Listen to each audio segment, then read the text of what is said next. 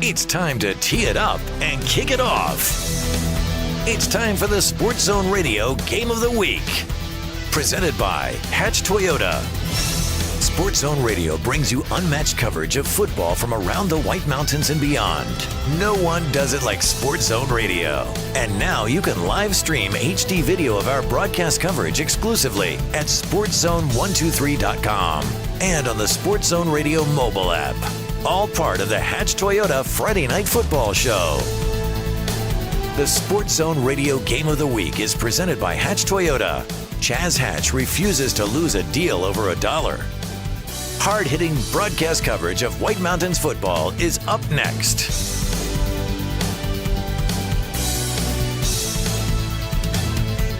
Now, let's take you out to the field and join our broadcast team for tonight's Sports Zone Radio Game of the Week. Well, hi, football fans. Welcome in to this broadcast of the Sports Zone Game of the Week. It's presented by Hatch Toyota and a roster of outstanding sponsoring partners that we'd like to acknowledge, like Perkins Cinders. Thank you to Perkins Cinders for their sponsorship of the Game of the Week, part of the Hatch Toyota Friday Night Football Show. And folks, Perkins Cinders plays a prominent role in tonight's activities as we get underway from Paul Morrow Stadium at Blue Ridge High School, because tonight at halftime, the Sports Zone is going to announce and induct 3 of our new members of the Friday Night Football Show Hall of Fame. That's coming up at halftime. We can't wait for it. We're going to do it live here on our video and live here in the stands at Blue Ridge High School. And 3 legends of Blue Ridge football are going to be inducted into our Hall of Fame. Those legends include the great Scooter Sprott, the outstanding running back, the best running back that ever donned a uniform here in the White Mountains as far as the Sports Zone is concerned. Scooter Sprott will be inducted here at halftime tonight. So will the legendary football coach Paul Morrow, his 13 state championships and his 336 career victories that he had at the time of retirement. It was the most ever in the state of Arizona. He'll be inducted at halftime. And also to be inducted is the son of Coach Paul Morrow. That's Adam Morrow. And Adam, well, all he is one of the all-time great defensive players that ever played in the White Mountains. And you know what? He's also the all-time leading scorer at Blue Ridge High School. Yeah, 444 points. He has scored more points than anybody in Blue Ridge history. The head coach of the Yellow Jackets these days, Jeremy Hathcock, is at number 2 all-time in scoring for the Yellow Jackets. So we've got some pretty prestigious company here tonight, whether it's Coach Hathcock on the sidelines and his great staff, whether it's Coach Brad Baca for the Round Valley Elks on the other side of the field, and that great team, the Round Valley Elks, or if it's our Hall of Fame inductees, some pretty big names here tonight at Blue Ridge High School. Folks, my name is Floyd Simmons. I'm just a small guy compared to all these football heroes, and you hear the fans for Round Valley giving it up for their team. Round Valley is in the house, everybody. And tonight, the Round Valley Elks have traveled to Blue Ridge to take on the Yellow Jackets in the 2023 3A East Region Championship game. We're thrilled to be here alongside you and bring you the broadcast. I'm expecting my broadcast partner, B-Squared Byron Brown, to show up at any moment and get going here on tonight's broadcast with you. Want to acknowledge our outstanding team as well, led by Derek Simmons, the production squad. Derek is our producer. And Sean Ulvestad on camera. Our technical director is Big Joe Matthews. Our statistician, the lovely Sonia Simmons. And we're just moments away, and they have put some time on the clock. You see Brad Baca there, the head coach of Round Valley, and he took over for Marcus Bell the year before last. And Coach Baca has, all he's done is just keep this juggernaut of Round Valley Elk football. He's kept it rolling. And the record, the overall record for the season, might not look as sterling as you'd like it to be. 5-4 on the campaign. Coming into this one tonight, the Yellow Jackets on the other side, 8-1. Round Valley is ranked number 16. Blue Ridge is number 6. But that Round Valley team, over the course of the season, they have proven themselves time and again. They have played some very tough teams close. So when you look at the record, it could very easily be 6-3, 7-2 right now. They had a very close finish with the Safford Bulldogs on October 5th. It took a late field goal by the Bulldogs to win that game 24-21. There was also the Thatcher Eagles hosted Round Valley earlier this season. That was in week number 3 for the Elks. And you know something? The final score was 22-20. Thatcher right now, one of the top-ranked teams in the state. In fact, taking a look at the current 3A rankings going into tonight's final regular season games. Well, the number 1 team in the state is Mojave, undefeated 9-0, the only undefeated team remaining. Paradise Honors with a 7-2 record is ranked number 2 in the state. They are followed by Valley Christian at number 3. The record there for Valley Christian, 8-1. And then there are the Thatcher Eagles. Thatcher at 6-3 for the season and ranked number 4 right now. It's been a good year for the Thatcher Eagles in spite of those 3 losses. And to get that number 4 ranking, that's a testament to how good the team is, how tough their schedule has been. The number 5 ranked team in 3A football, ALA West Foothills, a 7-2 record overall. And then you get the Blue Ridge Yellow Jackets with that 8-1 record. The level of competition by the rating that they give them shows that maybe not as tough as those teams in the top 2 or 3 positions. But they played some pretty stout competition, including Morenci and Safford, and defeated the both of them. Sabino has a couple of mysterious losses on their record. Yeah, they lost to Thatcher and they lost to Morenci last week. That gives Morenci a chance to play Thatcher tonight in the 3A South Region Championship game. Sabino's ranked number 7 in the state, and well, let's go ahead and yeah. Ladies and gentlemen, let's turn the music down a little bit for just a moment as we get ready for the coin toss out on the field. But just to continue on through those standings, the number 69, 7 ranked team in the state, Sabino, followed by Ben Franklin. Benjamin Franklin is at number 8. Morenci is 9. Morenci is a very tough team. Florence, the number 10 team in the state, Push Ridge 11. River Valley at 12. ALA Ironwood is the number 13 ranked team in 3A football. Number 14 is Safford. Number 15, Gilbert Christian. And then you get the number 16 ranked team, the Round Valley Elks. If the playoffs were today, Round Valley would be in the playoffs. The question you have to ask yourself, will they be in the playoffs if they were to lose this game? I think the answer is yes, and for a couple of reasons. One is that the team just below them, Odyssey Institute, number 17, lost last night. They lost a close game to the number 30 ranked Yuma Criminals. Totally unexpected. Yuma's not a very good football team. In fact, that's only their 2nd win of the entire season. As the coin has been tossed, and Greg Chavez Jr., the referee, indicates that Round Valley has won the toss. They deferred. Blue Ridge will receive the ball, and Round Valley is going to defend the south goal as I now bring in my broadcast partner. His name is Byron Brown, B-Squared. How you doing, man? Hey, I'm good. How are you doing? Well, you know, here I am. I'm here.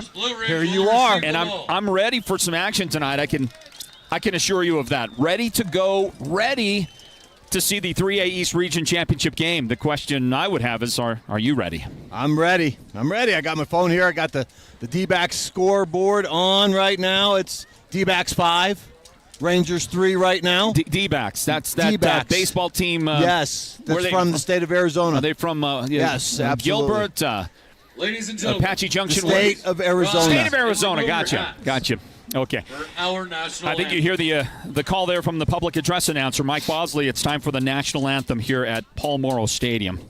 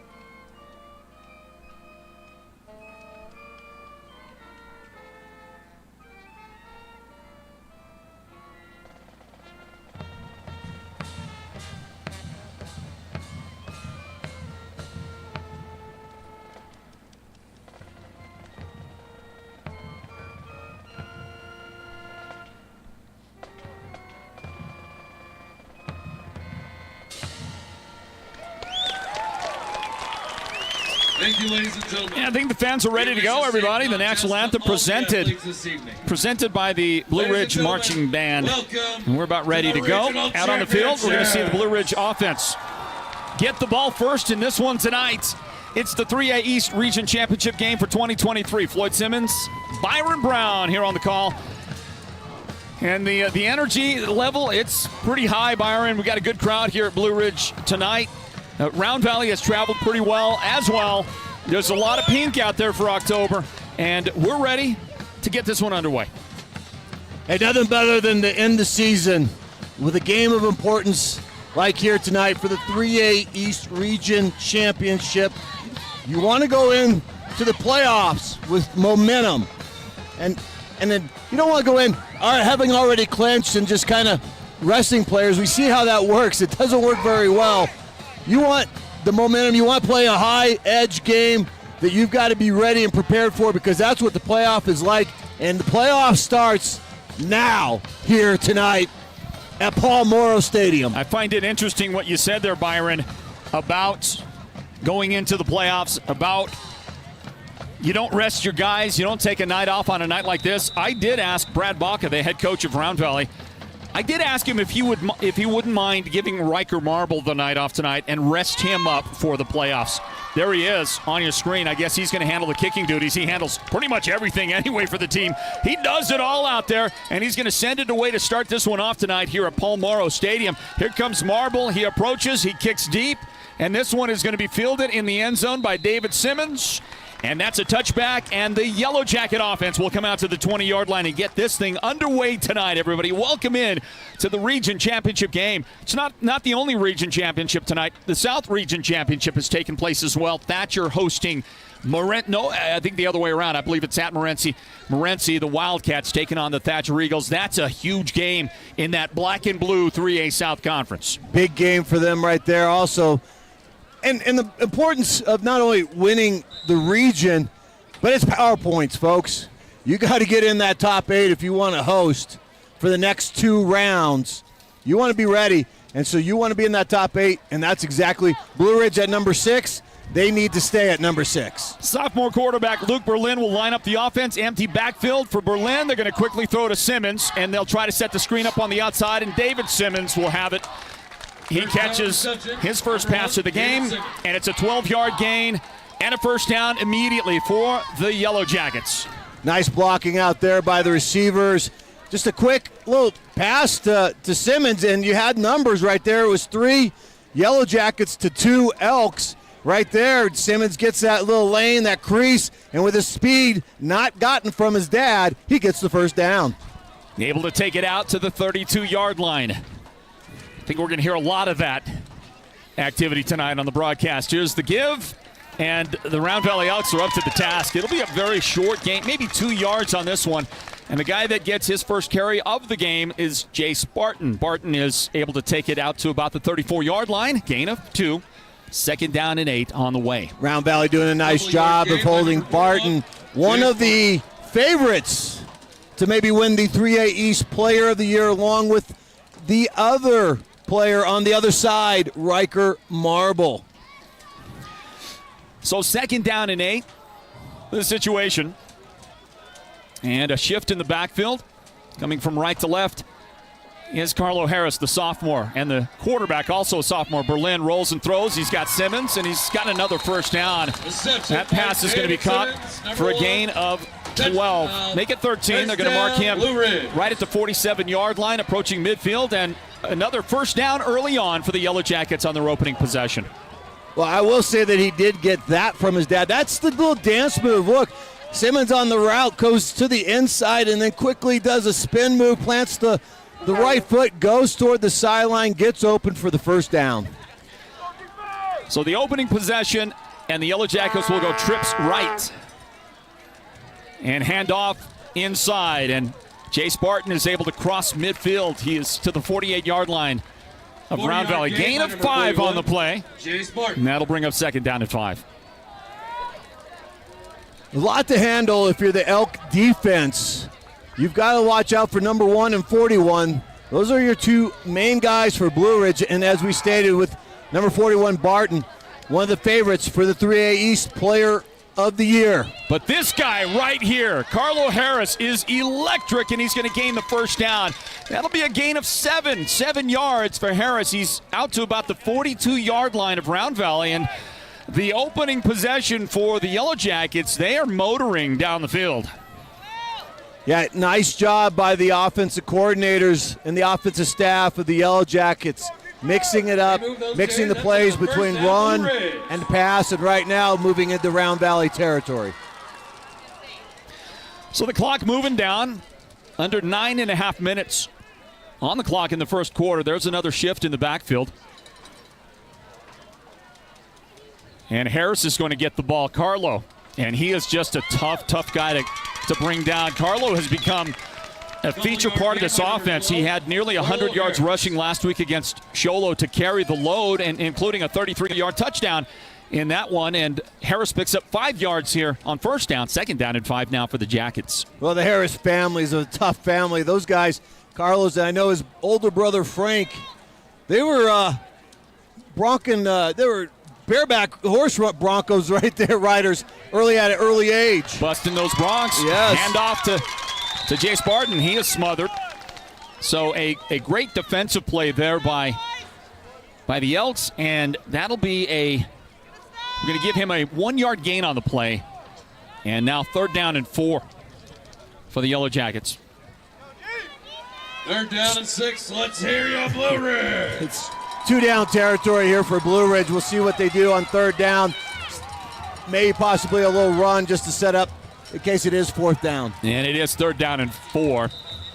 Simmons shifts into the backfield, and timeout is taken by the Yellow Jackets, and Coach Hathcock is timeout, Blue Ridge. He's on fire right now. We're going to take a 30-second timeout here on this broadcast of the 3A East Region Championship. It's the Sports Zone Game of the Week, everybody, and it's presented by Hatch Toyota. We'll be right back after this. If there's one player on the field that outperforms the rest, it's Perkins Cinders. Like any all-star, they put in the hard work by sourcing, sorting, and delivering all things dirt. Concrete materials, gravel, cinders, topsoil, mulch.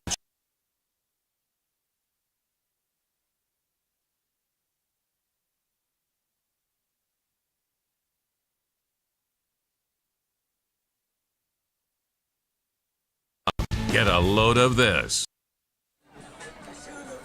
Big thanks goes out to Perkins Cinders, and one of their guys, Sam Peterson, helps run the show down there. Sam is here tonight, and he is getting ready for our halftime Hall of Fame induction of Scooter Sprott, Paul Morrow, and Adam Morrow. Somebody has absolutely cranked up the guitar amp. Thought maybe that was you, Byron. Did you slip a little mini guitar amp under the jacket right there? I did. Start riffing. Single setback. They're going to fake the toss to Simmons. Hand it on the inside give. It is Jace Barton trying to, he is struggling to try and get across that 35-yard line of Round Valley. So it ends up going to about a 2-yard gain. And now fourth down and a very long 2, and the Yellow Jackets are going to hustle to the line. Let's hear ya, Jackets! Blue Ridge offense looking to the sideline for the indication. Out of the game comes Hunter Kraus. Into the game as the single setback behind Luke Berlin, who goes up under center. That's Carlo Harris back there. Fourth down and a very long 2. They're going to toss it to David Simmons. Racing, cutting back, struggling. He gets hit. Nope, he is denied. Simmons is going to gain nothing on that play. I believe it was shut down immediately. We'll look at the replay here to find out who in the middle of that defense was able to make the stop for Round Valley. Yeah, nice job right there by the outside group of Elks right there.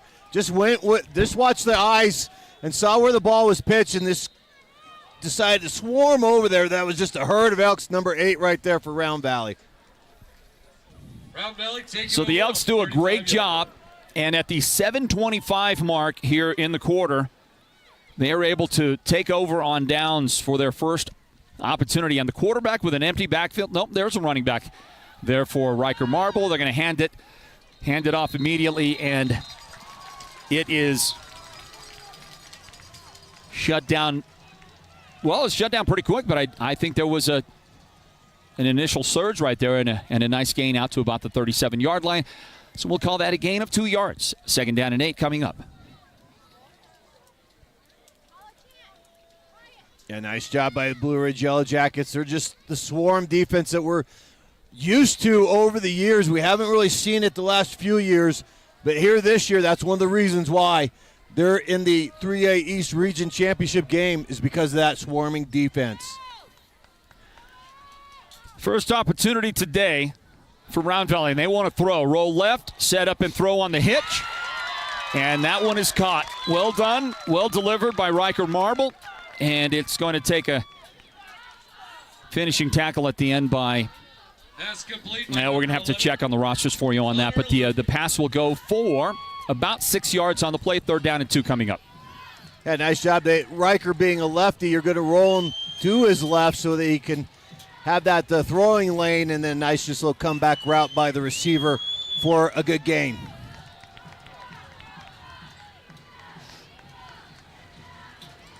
So Round Valley will line it up. 3rd down and a couple. Sitting at about their own 43-yard line. And there's a big hit by Hunter Krause. He is the first guy to meet the runner. That looks like a pretty generous spot to me. They're going to get him right to the line to gain. And it should be a 1st down for Round Valley on a gain of 2 officially.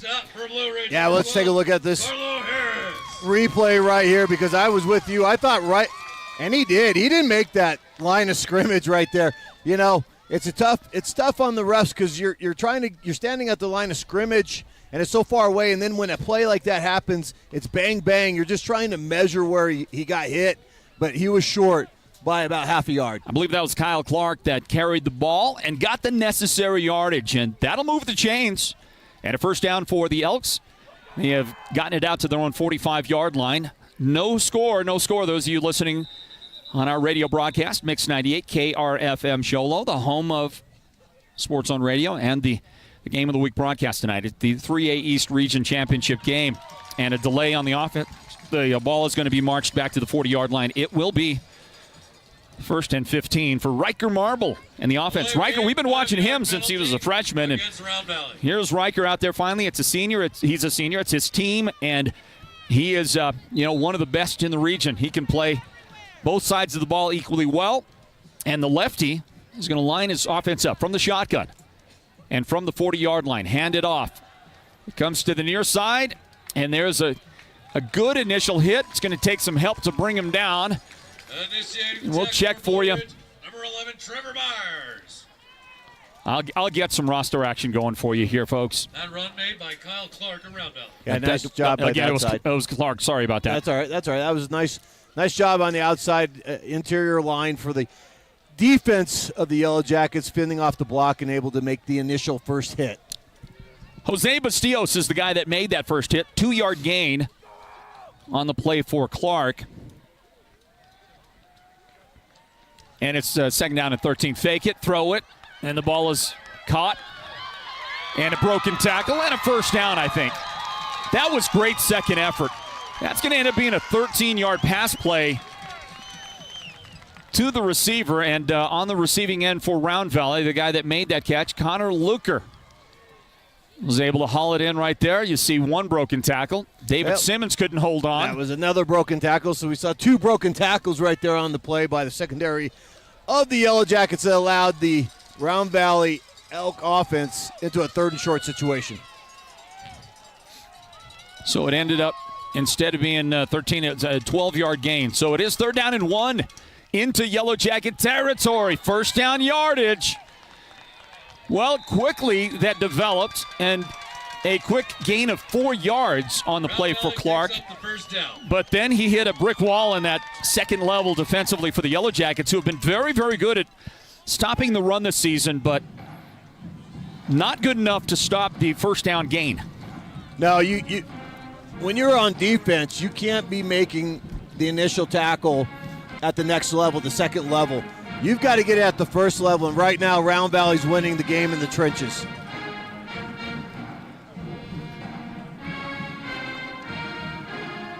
First down play. They're going to pull the guards left.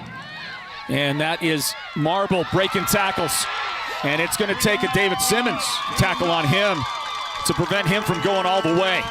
That was a nifty run, a great job, and it was that initial broken tackle by Riker, who is just, for a quarterback, you see him escape there. He makes life miserable on you. That's a 17-yard pickup and a first down.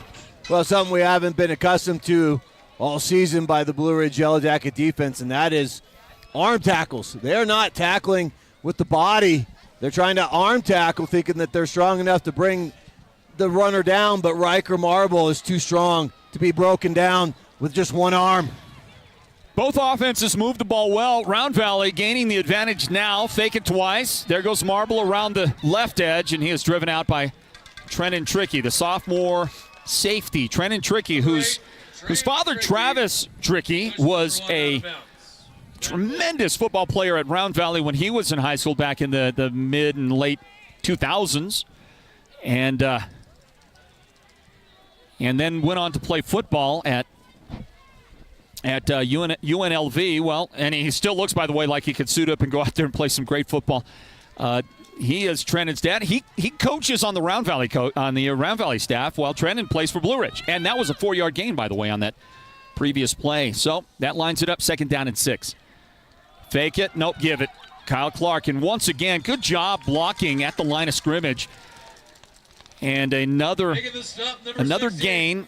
Looks like 3 yards this time before Noah Chi is able to shut it down. But 3rd down and 3.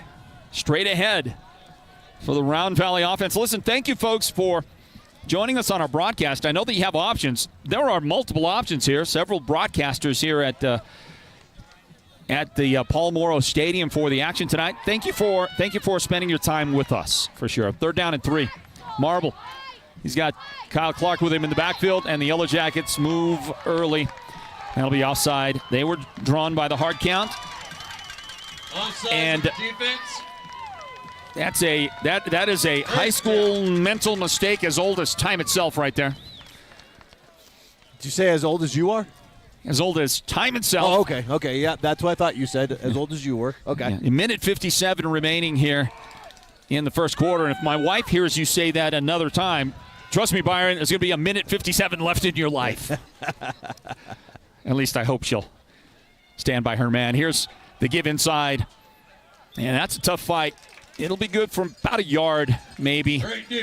Carlo Harris was there. There is Bustillos again helping out on the stop and a 1-yard gain. 2nd down and 9 coming up. Boy, I tell you, Round Valley has done a good job engineering this drive that began at their own 35-yard line.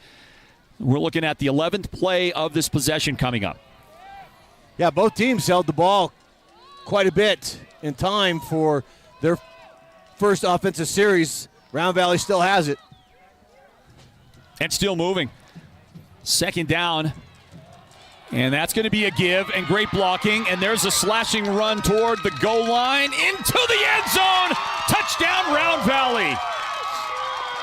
There's a nice play call right there. Just give it to the running back who fakes up the middle, goes around the right edge, and he had great seal blocking by that offensive line, and he was able to hit the end zone, reach the ball over for the first score of the game. Well, if I'm not mistaken, that was Lane Hill's first touch of the football in the game, and it was good for an 11-yard touchdown run. Yes, that was his first touch, first carry. And here comes the point after try. Pretty good leg. Telling you, Riker Marble can do it all, and he tacks on the point after he leads his team on a 65-yard scoring drive, and we grab a timeout, everybody. With 1:01 on the clock here in the first quarter, do stand by. Back in a moment with more of the Sports Zone Game of the Week broadcast presented by Hatch Toyota. The team at Beeman Well Drilling is like a great football team. They work hard, they work as a team, and they play to win. Their reputation is second to none, and they proudly call the White Mountains their home, even though they complete projects throughout the entire southwestern United States and beyond. No project is too big or too small for Beeman Well Drilling, so when the time comes for you to punch a hole in the ground, remember the White Mountains' top well drilling team, Beeman Well Drilling. Call anytime, 928-205-7647. Go deep with Beeman Well Drilling. What's your style? Classic, farmhouse, yeehaw, antique, contemporary, European, bonjour. The Furniture Gallery, located in Snowflake, are the experts to not only help you discover what makes you, you, but they'll do it with your budget in mind. The Furniture Gallery doesn't just sell furniture. They help you turn a house into a home where families laugh and celebrate, share a meal, and create lasting memories. At the Furniture Gallery, they'll do whatever it takes to make you a customer for life. When exactness is ordered, Hatch Concrete will deliver. We provide ready-mix concrete for any size job, from the do-it-yourself project to the professional construction project, delivering a variety of aggregate to suit your concrete or construction needs from granite to cinders. Hatch Concrete is not just another ready-mix concrete company. We provide quality surface, quality concrete, concrete pumping, and Fox blocks where quality is not just a name, but a tradition. At Hatch Concrete, this mud's for you. And we're back in, everybody. Welcome back to our broadcast of the Sports Zone Game of the Week. It's presented by Hatch Toyota. Floyd Simmons along with B Squared, Byron Brown. Thanks to all of our sponsoring partners that make it possible, like Ace Hardware of the White Mountains. It's pellet season, I understand, down at Ace Hardware, everybody. Yeah, it's getting there, right? Tonight is going to be a little cold. Next week's going to be cold. All next week is going to be cold. Get your pellets. Get them delivered from Ace Hardware, Sholo, Pinetop, Heber, Overguard. Here's the give. And the Round Valley defense is stiffening up there against the Yellow Jackets running game. This time it's Jay Spartan trying to test that right B gap and, really nowhere to go. He is knocked down. No gain on the play. And the Yellow Jackets, with 38 seconds remaining in the first quarter, this is probably going to be their last play of the quarter before we switch sides. Yeah, Round Valley doing a nice job of winning the trenches, both sides of the football, offensively and defensively here in the first quarter. Second down and 10. Barton in the backfield. He's going to release. He falls down. He fell down, and that is going to be an issue. That might be intentional grounding. He fell down trying to run the screen, tripped over one of those defensive players, and there was no receiver out on this side. David Simmons had released downfield. Yeah, that's going to be intentional grounding. Yeah, I thought so. You can't do this. They were trying to set up the screen to Jay Spartan. You'll see on the left side, nothing there, so he throws it away on the right side. As a quarterback, and he'll learn this, Byron, your job there now is throw the ball at the feet of that guy that fell down. Okay, throw in the direction of that screen receiver. He's really the only guy you can throw to when you run the screen because your guys are running, your linemen are going downfield. Intentional grounding. Right. Or I thought if you could throw it, kind of run and then just throw it out of bounds. No, not anymore. That's what they used to do. Not on a screen. On a screen, when your linemen release, they'll be downfield. You've got to throw it to a guy behind the line. Right, but they were all behind the line. They weren't downfield. Yeah, I'm not sure the officials saw it that way. So they mark off the penalty. It's intentional grounding and a loss of down on the play. So third down and 15. And a lot of time and a deep throw. That's going to just be a jump ball deep and intercepted. Marker is down. I'm not sure who they're going to flag on that. And Samuel James is going to tackle the guy that made the interception, Riker Marble. They're going to call pass interference against Round Valley, I believe. But I'm going to say that that's the wrong call if it goes against Round Valley. They haven't moved the chains yet. You see on the replay? There was no pass interference. This was an interception. Clean interception by Round Valley. Let's see what they come up with. Pass interference? Yep. Defense. Well, let's take a look at the replay again and see what the official was looking at. He just sees a player fall over. Their feet got tangled together. There was no pass interference. Riker was in the best position to make that catch and that throw. I'm just telling you, that was not the right call. Well, after all of that, beautiful protection afforded the quarterback, Luke Berlin. The Yellow Jackets get a big break because he hung that one out there a little bit too much. After all, they mark it off. It's 3rd down and 2 for Blue Ridge. Tight formation, single setback. That's Carlo Harris. That's the guy I'm giving it to right now. He's a tone setter kind of running back. Brad Baca, the head coach for Round Valley, not happy about that, about the turnabout there. He thought his team had gotten their first takeaway of the game. And by the way, 1.8 seconds remaining here in the first quarter. Talk about takeaways. That's our trivia question for tonight. If you want to win 2 tickets to tomorrow's ASU game, and you text 928-313 9800. How many turnovers did the ASU defense have last week against Washington? Against Washington. Okay. Yellow Jackets. All right. So let's see here. It's third down, and now it's third down. And what's going on? They moved the ball up. It's third down and a half a yard. And the Yellow Jackets will put Carlo Harris back there, and that's the guy who should get the ball. And he does on the toss. Right side, first down. He's able to get past that first level and gain 7 yards for a Yellow Jacket first down. Carlo Harris.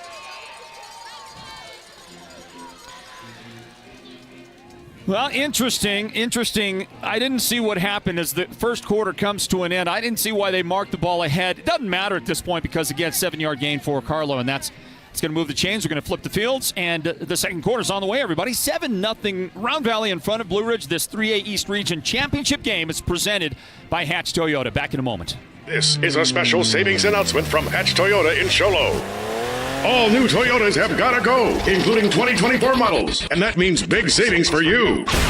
Save an extra $1,000 on all new Toyotas. But that's not all. Bring in your trade and receive an extra $1,000 off our written quote. And here's the kicker. Drive payment-free for the rest of the year. No payments until January 2024. Hatch Toyota in Show Low is where the action is. Or HatchToyota.com, because these deals won't last forever.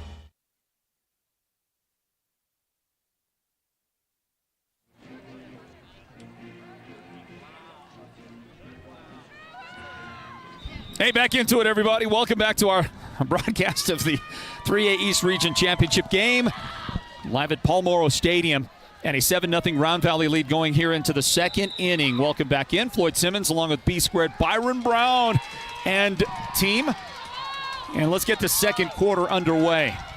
Berlin throwing, and he's got his man, but he couldn't hold on. It was a little kind of back shoulder toward the middle of the field, intended for the Yellow Jackets. The guy on the receiving end of that, at least the guy they tried to target with it, was Caleb Mink. And I need to make a correction. That touchdown scored a while ago from Round Valley. My apologies. That was Gage Baker. Gage Baker on the carry. Baker, the guy that took it in and got the points for Round Valley. So they open up the scoring in this one tonight. And the Yellow Jackets now will take over on offense. Hand it off. And the carry goes into Round Valley territory. It looks like a gain of 6 yards on the play. 6 yards for the running back. And the guy that gets the call this time is Jay Spartan. Jay Spartan, the guy that got that carry, 3rd down and 4. Hey, everybody. As I mentioned, I'm Floyd Simmons. And let me introduce to you a guy from Perkins Cinders, one of our valued sponsors here at the Sports Zone and with our Friday Night Football Show activities.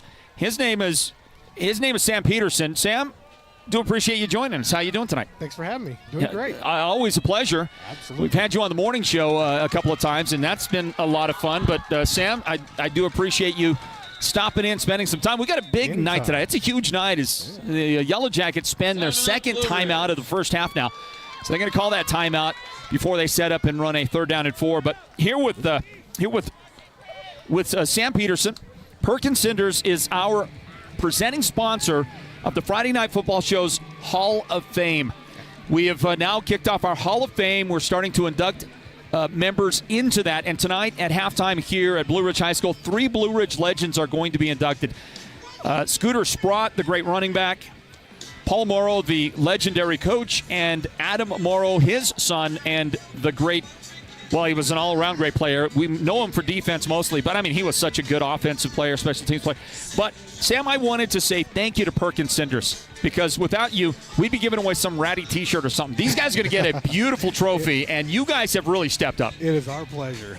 It is our pleasure. We love giving back to the community. We love being part of the community.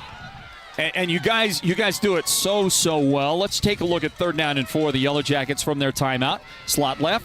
Toss it to, fake it and give it inside. That was a great play call by Coach Hathcock and his guys, and it's going to be a 20-yard gain.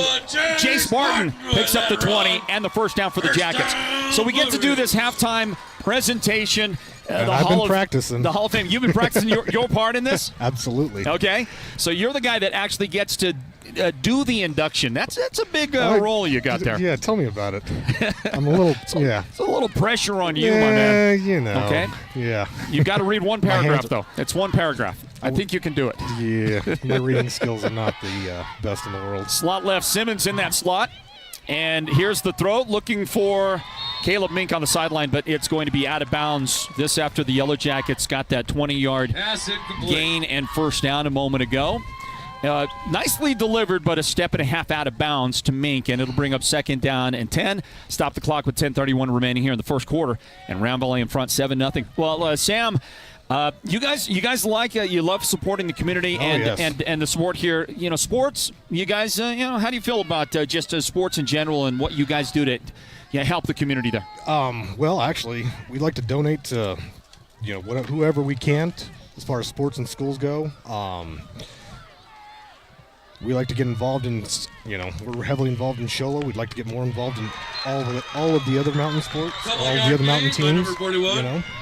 You've got a great chance to be acknowledged and recognized tonight for what you do, and again for joining us in this, and we really appreciate you doing that. So at halftime, as we watch Jay Spartan get another 1-yard gain right there, that little crossing action in the middle didn't fool much of anybody, and perhaps as you look there on the replay, Carlo Harris might have maybe been a little out of position. Not sure. 3rd down and 9. The ball just inside. Well, the Round Valley of 25-yard line, right at almost the 24-yard line. Roll out to the right, throw downfield, got a man open, but that pass is going to be a little bit too tall for the intended receiver. It goes incomplete. Intended for Logan Robeson. He was breaking open to the corner, but the overthrow will bring up 4th down, 4th and 8. Big situation. Well, Sam, I just wanted to introduce you to everybody. We'll see you down on the field in a little bit. Absolutely. We love you guys, and we can't say thank you enough to Perkins Cinders. Thank you for the opportunity. You got it. You got it. See you at halftime, okay? 4th and 8. All right. It's our friend Sam Peterson from Perkins Cinders. He'll help us present trophies and induction into the Friday Night Football Show Hall of Fame to Scooter Sprott, Paul Morrow, Adam Morrow here coming up at halftime. Here comes the pass deep down the middle. That one is intercepted at the 1-yard line. Riker Marble playing center field back there, and he's going to get a good return out of it as well. And he is going to go out of bounds about the 20, 25-yard line. And there's a marker down. I think you're going to get a late hit at the end of it as well. I thought I saw a marker out there. Big celebration from Round Valley. You can hear those fans. They're loving it out there. And Byron, second time we've seen Luke with time to throw, and it almost feels like if he's getting too much time right now, he's getting a little too much adrenaline going as well as he overthrows his guy. Second time it's been picked off. This one will stand. Yeah, Berlin, he's got plenty of time. The offensive line's giving it to him, but unfortunately for him, he's throwing off his back foot. That's causing the ball to rise and go over his receiver head. And the receiver was open. If he just throws it down about 2 feet, he's got a touchdown, but he overthrows it. And who's there? Riker Marble. He just sits back there playing center field. Might make those Arizona Diamondbacks pretty proud if they could see his work back there. And this one's going to be whistled dead. The Yellow Jackets thought they took it away. The official says you didn't. And instead, it's a 4-yard gain for the Round Valley offense. Well, here's the problem with these situations. I wish the refs would have a little bit better idea of blowing the whistle, because we're in a scrum. The whistle didn't blow. In that time, they could have taken the ball away. When it gets to that where it's just stonewalled, you got to call the play dead and just call it play over. And we think that was Kyle Clark on the bottom of that pile after a 3-yard gain. It's 2nd down and 7. And a delay of game whistled on the offense. Took too much time getting that one ready. 8:53 left in the first half. The Mountain Mobile Auto Glass halftime report comes up at the break. Comes up at halftime of this, the 3A East Region Championship. We'll also do our Hall of Fame presentation at halftime. Can't wait for it. Marble fakes it, pulls it, steps into a throw down the left sideline, and that pass is caught. Caught for a big gain. And the Elk faithful who have made the trip are getting a lot to celebrate early in this game. They are, but they missed the penalty right there on a hold. Obvious hold by Round Valley offensive line. He was getting beat by the end of Blue Ridge, and he reached his arm out and just grabbed the guy. Didn't bring him down, but was able to slow his momentum down toward Riker, and that allowed Riker to have the momentum and the time to hit his receiver for a big play downfield. And big enough to be a 29-yard gain. So they will mark this one at the 37-yard line of the Yellow Jackets. Man coverage out here on the near side of the field. And a whistle. And a timeout. Timeout taken by the Elks, giving us a chance to grab a timeout as well, everybody. We'll be back in a moment with 8:15 on the clock in the second quarter. 7-0 Round Valley in front, but moving the football. The 3A East Region Championship is presented by Hatch Toyota. If there's one player on the field that outperforms the rest, it's Perkins Cinders. Like any All-Star, they put in the hard work by sourcing, sorting, and delivering.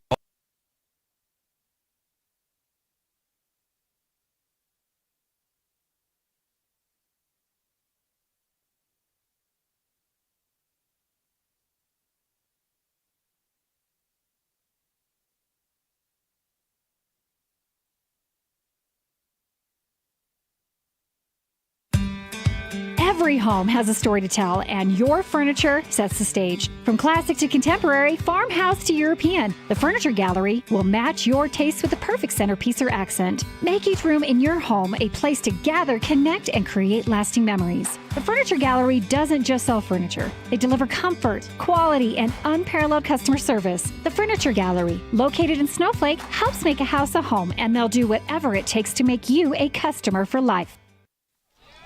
The Elks find a hole on the right side, spinning into from one tackle to the next.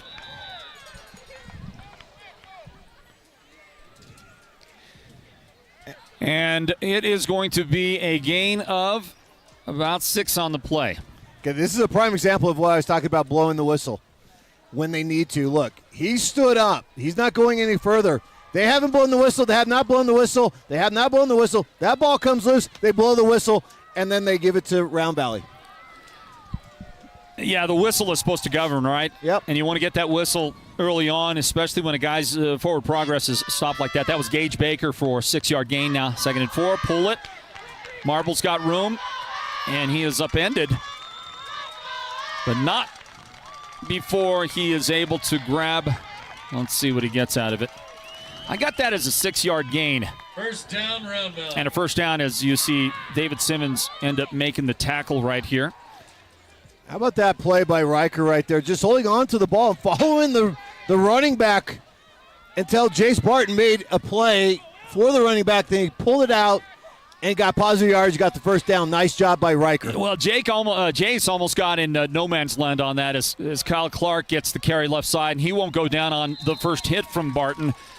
And it'll be about a 2-yard gain as the rest of that defense gets there. Jace did a great job on that option, going with the pitch man, his job, but then he cheated a little bit at the end there.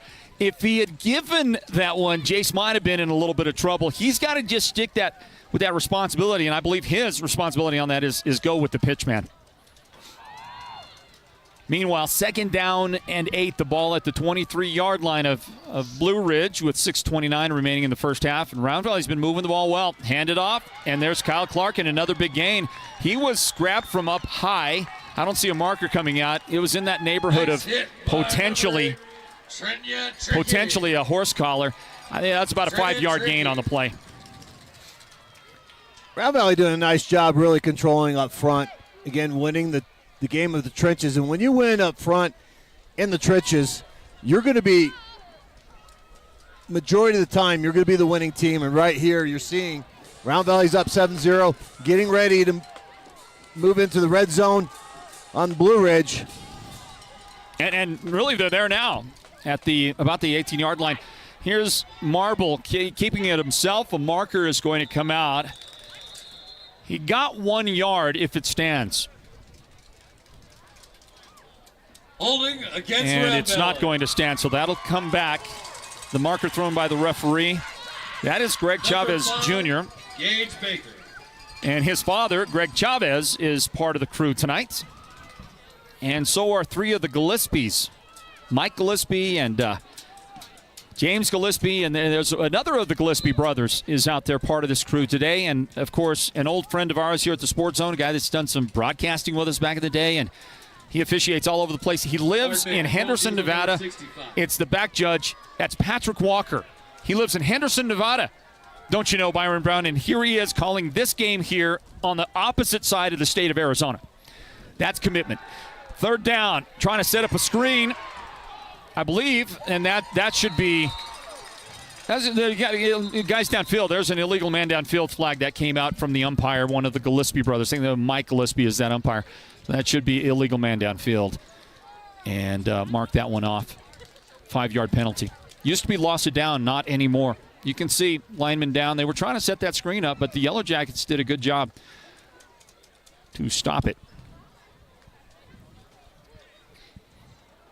So illegal man downfield, the referee pointed the wrong direction. Then he said intentional grounding. Right. If you call intentional grounding back here on Blue Ridge, that was intentional grounding against Riker. So the proper call, intentional grounding, and then loss of down. So that should bring up fourth down. It should be fourth down and 16, I believe. Round Valley.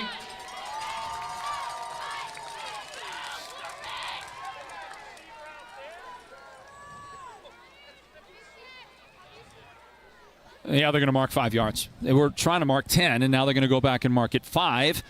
And the ball is just outside the 30, about the 31-yard line for Round Valley. Fourth down and 15, and a big spot right here for the Yellow Jackets defense to do something. Anything, if you're a Yellow Jacket fan.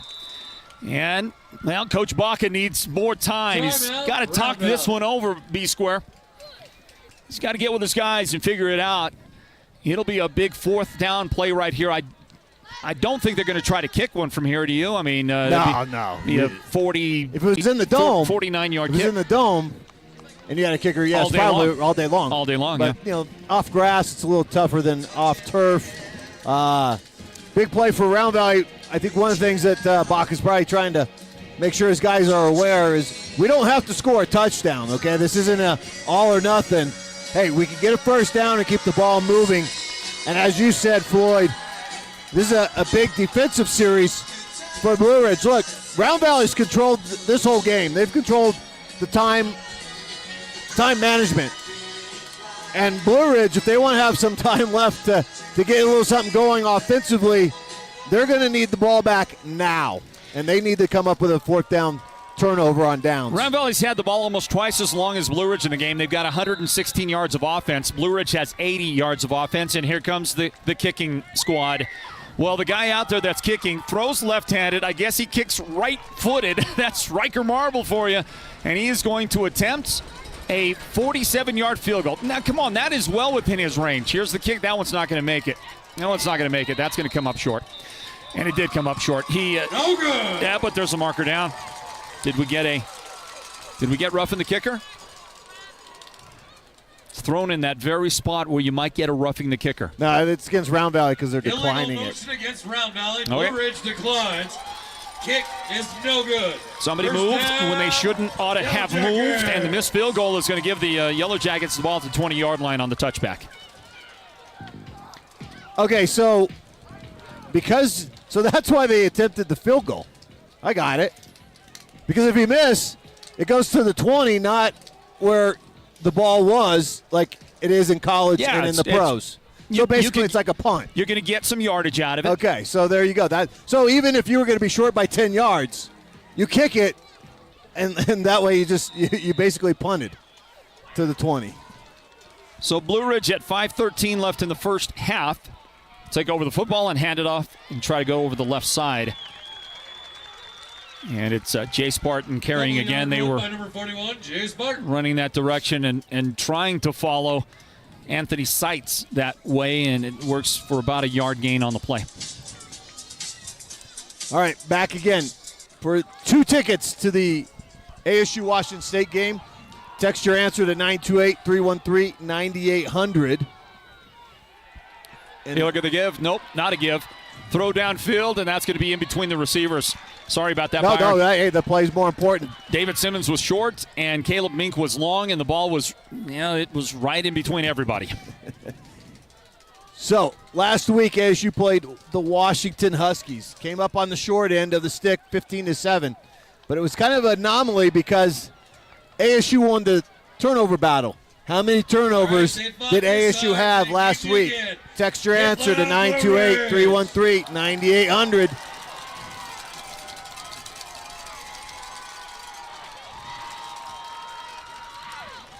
Four and a half minutes remaining first half. Pump fake, and the ball is released, and that one is going to be off the fingertips of Matt Symington coming across and toward the sideline. And the incomplete pass, unfortunately for the Yellow Jackets, all of a sudden they put themselves in a spot to attempt their first punt of the game. It'll be 4th down and 10. And on comes Jace Barton. Back goes Riker Marble to receive the punt. It's going to stand somewhere in the vicinity of his own 42-yard line. And a lot of time for the Round Valley offense to do something with the new possession. Here's the kick. That's a pretty good kick. And it's going to take a very good Yellow Jacket roll.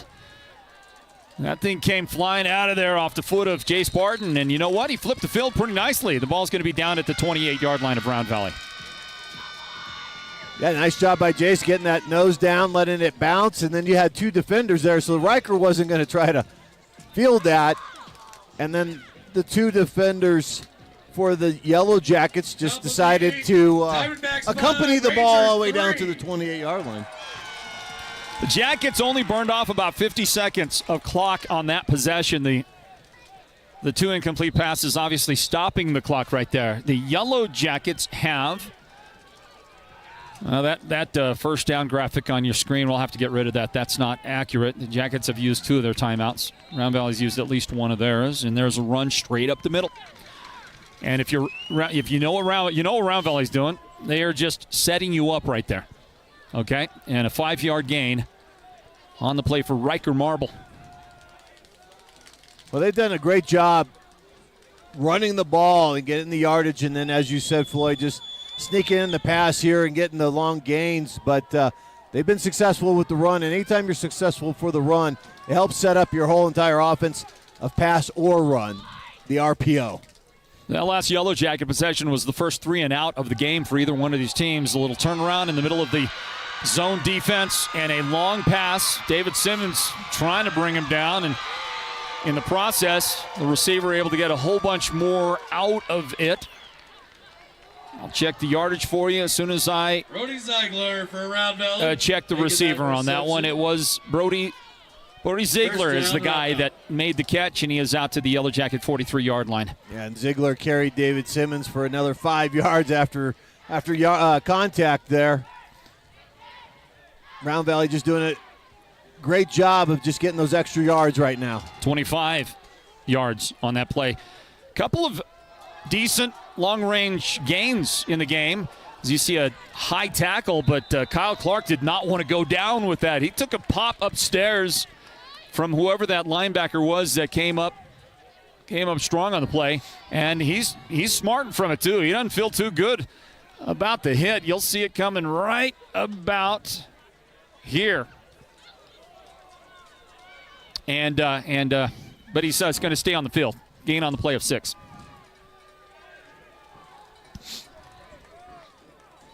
Seven to nothing to our radio audience out there listening. And we approach 2.5 minutes remaining in the first half. The Mountain Mobile Auto Glass halftime report comes up at the break. Shift gears, change directions, and Riker Marble is going to get maybe the first down. It's going to be very close. Depends on which one of those linesmen gets to make the call, and it's going to be the far side. And it will be short of the first down needed 4. Got 3, and it'll be 3rd down and 1. Yeah, Riker going to his left, saw a bunch of purple jerseys of Blue Ridge and decided to go back to his right and was stopped just short of the first down. A minute 58 remaining in the half. 1.5 feet to go for the first down. And the handoff goes to Gage Baker. Baker to the 31. That's enough. He got 4 yards, moved the chains, and another Round Valley first down. Round Valley doing again what they do best right here this whole first half. They've controlled the line of scrimmage, and they're just slowly, methodically going down the field, pushing the Yellow Jackets back a few yards before contact, and they're just taking advantage right now. 90 seconds, and now below 90 seconds remaining here in the half. Fake it, Marble, right side, and he is going to get strung out, has to turn it up. And he is going to go right into the waiting arms of David Simmons and company. David Simmons on the tackle made right there, and a gain on the play of 1 yard. Number 3, Riker Marble on the run. Well, if you're Round Valley, you've got to be a little bit cognizant of the time clock right now. Just under 1 minute. You've only got one timeout. You got to play with a little urgency right now. 2nd and 9. Ball at the 30-yard line of Blue Ridge. Round Valley roll left. Set up right there, and Marble delivers, and that one's going to go in between everybody. It's incomplete. Well, the receiver, I think, ladies and gentlemen, the receiver was of the 2013 championship Staten Wilson is who they were looking for, and might have felt like there was Blue Ridge contact on the play. Incomplete. Settled into the zone right there. We will be doing a special and the pass is a little bit over his for our head. 2013 championship team tonight. No, I think he was a little disappointed because he was open right there, and if Riker gets him the ball, that's a first down, and they're moving the clock and the ball forward. Now 3rd down and 9. Solo receiver split out on the right side, short side of the field. They're going to fake it to Baker, and Riker Marble is going to get stood up and pummeled. And a very short gain out of this. Took again a little while for that whistle to finally sound. And that'll be a gain of 2. 4th down and 7. But do you kick it again right here? You do. It looks like it is. They're going to. Well, what do you have to lose? I mean, if you miss, the ball goes to the 20-yard line. Now, why doesn't Blue Ridge send a guy back? Because if the kick is short of the goal line, you can return the kick. Well, I think he's got plenty of distance on this one. It might be short. You never know. Here's the kick, and that is 2 yards deep. Okay, and that was short. And you could have ran it back. Well, not from the end zone, but there you go. It was 2 yards into the end zone on the final play of the first half. Everybody. Well, that's how it ends. What an interesting first half. Obviously, low scoring, and the Yellow Jacket offense had their opportunity there, especially on the initial possession. They moved the ball well, but then they gave it up and had to surrender the ball on downs. Could not convert on a 4th and very short. Outside of that, the Yellow Jacket offense has been pretty stymied. There's no doubt about that. Round Valley's moved the ball pretty well, but only able to cash it in one time for that score, make it 7-0 on a Gage Baker 11-yard touchdown run back there in the first quarter. Came right toward the end of the period, 1:01 remaining in that quarter. So 7-0 is our score. Byron, we're going to grab a timeout. The Blue Ridge Marching Band is getting ready to perform down there here for halftime, and then they're going to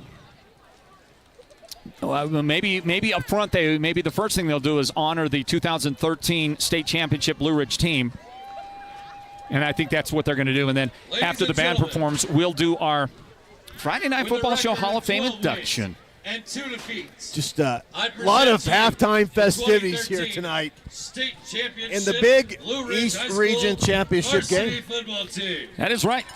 That is exactly right. Let's grab a timeout, everybody. Come back in just a moment with some look at the first half statistics. There's not a lot to write home about, but we'll try to write something to dear old mom. And we'll be back with halftime. The Mountain Mobile Auto Glass halftime report is on the way. The 3A state. The 3A Region Championship game here, 3A East, is underway. It's presented by Hatch Toyota. We'll be back in just a moment.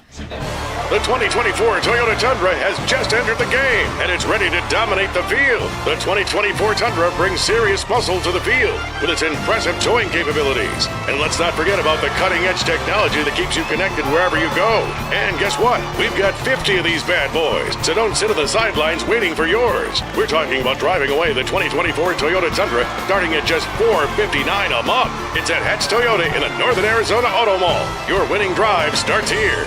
When exactness is ordered, Hatch Concrete will deliver. We provide ready-mix concrete for any size job, from the do-it-yourself project to the professional construction project, delivering a variety of aggregate to suit your concrete or construction needs from granite to cinders. Hatch Concrete is not just another ready-mix concrete company. We provide quality service, quality concrete, concrete pumping, and Fox blocks where quality is not just a name, but a tradition. At Hatch Concrete, this mud's for you. Every home has a story to tell, and your furniture sets the stage. From classic to contemporary, farmhouse to European, the Furniture Gallery will match your taste with the perfect centerpiece or accent. Make each room in your home a place to gather, connect, and create lasting memories. The Furniture Gallery doesn't just sell furniture. They deliver comfort, quality, and unparalleled customer service. The Furniture Gallery, located in Snowflake, helps make a house a home, and they'll do whatever it takes to make you a customer for life.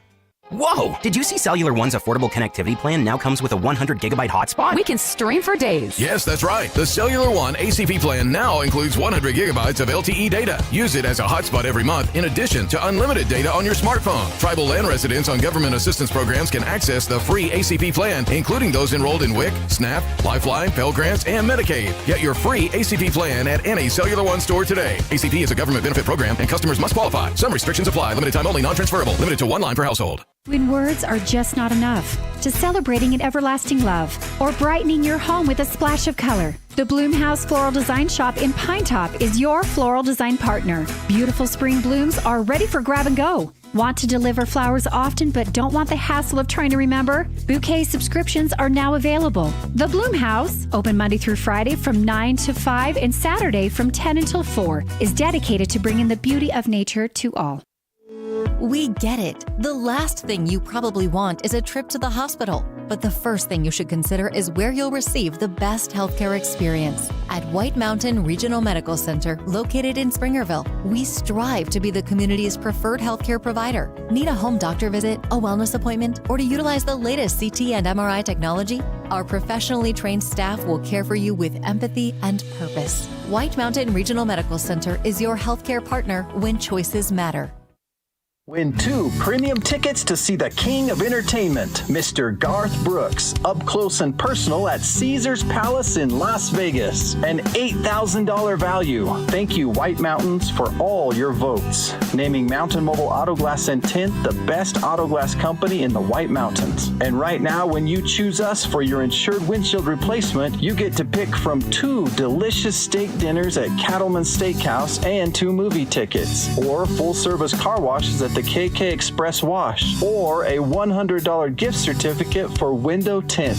And right now, your name goes in the hat to be drawn for 2 premium tickets to see Garth Brooks live at Caesars Palace in Las Vegas, including a room at Caesars Palace and spending money. Call Mountain Mobile Auto Glass and Tint today. 536-597. Mountain Mobile Auto Glass cashback. Welcome to the Mountain Mobile Halftime. A complete first half breakdown of tonight's Sports Zone Radio Game of the Week broadcast. This is the Mountain Mobile Halftime. Yes, it is. It's halftime, everybody. Welcome back into Palmoro Stadium at Blue Ridge High School, where the Blue Ridge Marching Band is performing here at halftime. And we welcome you all back in. Floyd Simmons along with B-Squared, Byron Brown. Well, Byron, 7-0 Blue Ridge trailing Round Valley in the 3A East Region Championship game. Each team had the ball 3 times in the game. Round Valley's offense really had the better of the success in that first half and controlled the clock more. They had 15 minutes and 4 seconds time of possession in that first half. Blue Ridge had only 8 minutes and 56 seconds. So you can see Round Valley has really done more, but they failed to cash in when it looked like they might a couple of times. They missed a couple of field goals to wrap up that first half. as well when they were somewhat in scoring range. Byron, let me give you a couple of numbers that you can comment to. Round Valley leading in the game 7-0. They have 162 yards of offense, 10 first downs. A good number in that first half, especially considering they only managed to get the one touchdown. Neither team has turned the ball over yet here in this one today. Nope, I take it back. My bad. An interception by Riker Marble was the one turnover by Blue Ridge. Round Valley has protected the ball well, not turned it over. Marble is 4 out of 6 for 72 yards, and his 4 passes have been caught. First 3 of them by Connor Luker. And we'll turn that microphone down for just a moment. Connor Luker is the leading receiver, 3 catches, 47 yards. Brody Ziegler, 1 catch for 25. Running the football, Riker Marble, 7 rushes for 38 yards, leads the way. Kyle Clark has 10 carries for 31 yards, and Gage Baker, 3 rushes for 21 yards, and the 1 touchdown, which went for 11 yards. And that's the Round Valley offense. The numbers aren't huge, but it's good enough to get yourself a lead at halftime here. Well, they've been controlling the trenches down inside on both sides of the ball, and right there you can tell that the offense has really been able to move the Blue Ridge defenders down the field. Blue Ridge has done the bend but don't break, been able to stop them, forced 2 field goals, missed, but right now it's been all Round Valley. And for the Yellow Jackets, the numbers, they look like this. Blue Ridge has 81 yards of offense with 5 first downs. They have turned the ball over once. They threw an interception. Luke Berlin, the quarterback, well, he struggled. Just 2 of 9 so far in the game for 25 yards. And that 1 interception, those passes, both of them caught by David Simmons for his total of 25 yards receiving. Jace Barton, 9 carries for 37 yards, leads the way. Carlo Harris, 3 carries for 19 yards. That's a little bit north of 6 yards per carry. Jace Barton sitting at about 4.1 yards per rush. David Simmons ran at one time for no gain on the play. Well, I'll tell you what, we're going to take a timeout. We're going to grab a quick break here, and then we'll be back in a few moments, everybody. As soon as the band is done playing, we're going to do our Friday Night Football Show halftime induction here, and we can't wait for it. So stick around. It's 7-0 Round Valley in front. The Sports Zone Game of the Week is presented by Hatch Toyota. Win 2 premium tickets to see the king of entertainment, Mr. Garth Brooks, up close and personal at Caesars Palace in Las Vegas. An $8,000 value. Thank you, White Mountains, for all your votes. Naming Mountain Mobile Auto Glass and Tint the best auto glass company in the White Mountains. And right now, when you choose us for your insured windshield replacement, you get to pick from 2 delicious steak dinners at Cattleman's Steakhouse and 2 movie tickets, or full-service car washes at the KK Express Wash, or a $100 gift certificate for window tint. And right now, your name goes in the hat to be drawn for 2 premium tickets to see Garth Brooks live at Caesars Palace in Las Vegas, including a room at Caesars Palace and spending money. Call Mountain Mobile Auto Glass and Tint today. 536-597. Mountain Mobile Auto Glass. Cash back to you. Woohoo! The team at Beeman Well Drilling is like a great football team. They work hard, they work as a team, and they play to win. Their reputation is second to none, and they proudly call the White Mountains their home, even though they complete projects throughout the entire southwestern United States and beyond. No project is too big or too small for Beeman Well Drilling, so when the time comes for you to punch a hole in the ground, remember the White Mountains' top well drilling team, Beeman Well Drilling. Call anytime, 928-205-7647.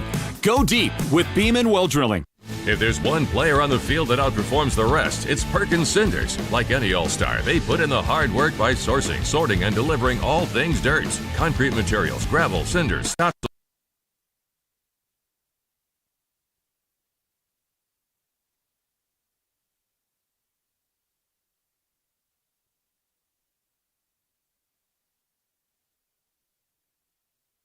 load of this.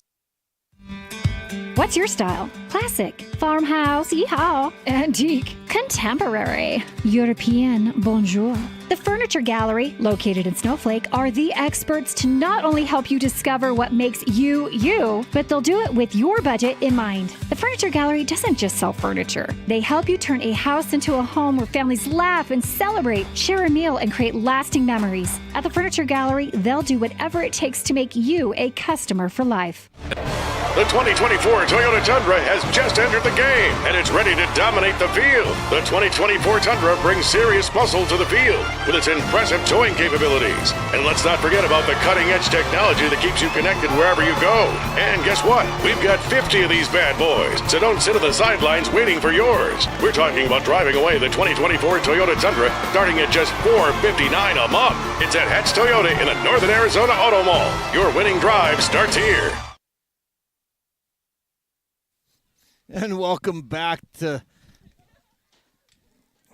the Mountain Mobile Auto Glass halftime show. We're getting ready for the big presentation of the Sports Zone Radio induction of Hall of Fame here at Blue Ridge. And right now we're going to go down to Floyd Simmons with that induction. Sports Zone Radio, the Sports Zone, Simmons Media, and the Hatch Toyota Friday Night Football Show. And we have been privileged to cover White Mountains football for 33 years, more than 3 decades, watching some of the best football athletes that have ever come through the White Mountains. And after 33 years and collecting an archive of great media, being exposed to some of the greatest players that have ever come through the area, we decided it was time for us to start our Friday Night Football Show Hall of Fame. And we have now determined our first 6 inductees, and 3 of them will be inducted here tonight at the home of the most legendary small school football program in the state of Arizona, Blue Ridge High School. We will induct our Hall of Fame inductees in order numerically. And I'll let you know that our inductee number 1 is a Snowflake Lobo. His name is Brett Brewer. He passed away last year. And we'll do that induction in Snowflake next week. But Hall of Fame inductee number 2 is going to be introduced to you now. And I'm going to ask my assistants to come over and step closer here so we can move a little more quickly. When any discussion of the greatest running back in White Mountains history takes place, it begins and ends with Scooter Sprott. Scooter ended his career at Blue Ridge as the all-time leading rusher in school history. During his senior season, he rushed for 2,961 yards. That was a state record at the time, and 38 touchdowns. That year, he led the Yellow Jackets to an undefeated season without any close games, and they earned the state championship. Scooter went on to the University of Arizona, where in 1998, he started at linebacker for a team that went 12-1 and was ranked as high as number 4 in the nation. He is the greatest running back in White Mountains history. Sam Peterson from Perkins Cinders will present Scooter Sprott for induction. Scooter, would you please join us up here?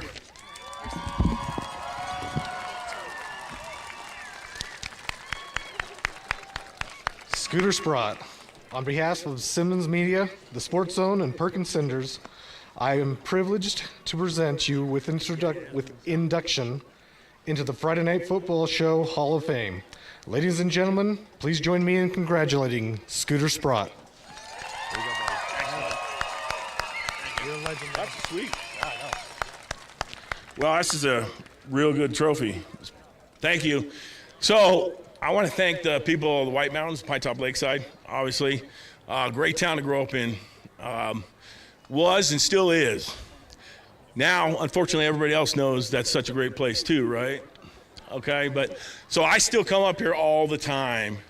This is where I like to come to get away from things, to unplug. Reservation Lake's pretty much my spot. So if you go up there June or July, you'll find me up there. Okay, so I love the White Mountains. Thank you, guys. You are the man, dude. You are the man. Looking great. Thank you, Scooter. We have 2 more inductions. We'll get to those here now. Paul Morrow redefined the term legendary while head coach at Blue Ridge High School, then later at Poston Butte and Marco Steniza. Coach Morrow won 300 games at Blue Ridge along with 13 state championships. He guided his team through the streak, a span of nearly 4 complete seasons without a loss, and a state record 65 straight wins. Coach Morrow was inducted into the Arizona State Football Coaches Hall of Fame. He was the Arizona Republic's Coach of the Year on multiple occasions, and he was named the National High School Football Coach of the Year back in 2011. When he retired, he was the all-time winningest coach in Arizona history with 336 wins. Above all, Coach Morrow was a great leader, a great husband, father, and mentor. Sam Peterson of Perkins Cinders will present Paul Morrow for induction. On behalf of Simmons Media, the Sports Zone, and Perkins Cinders, it is my privilege to present Paul Morrow for induction into the Friday Night Football Show Hall of Fame. Accepting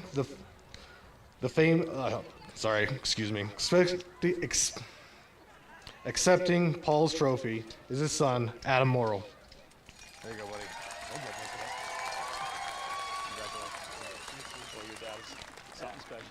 Okay, you might want to hand that to her, and then we'll do this one.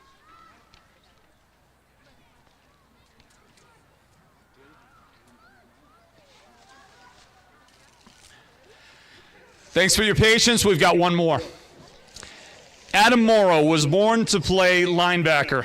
He was feared across the White Mountains and the entire state of Arizona. He had an instinct for finding the ball carrier and making tackles, often behind the line of scrimmage, with regularity. He finished his playing days at Blue Ridge as the all-time leading tackler with 623. In fact, he finished with more than 50% more tackles than the guy at number 2. He is the all-time leader in solo tackles and tackles for loss. And if his defense wasn't impressive enough, Adam is also the all-time leading scorer in Blue Ridge history with 444 points. He played in 4 state championship games, winning the title in 2000 and 2001. He is, as you know, the son of the greatest Blue Ridge coach of all time, Paul Morrow. Sam Peterson of Perkins Cinders will present Adam for induction. See if I can do better this time. Adam Morrow, on behalf of Simmons Media, the Sports Zone, and Perkins Cinders, it is my privilege to present you with induction into the Friday Night Football Show Hall of Fame. Please join me in congratulating Adam Morrow.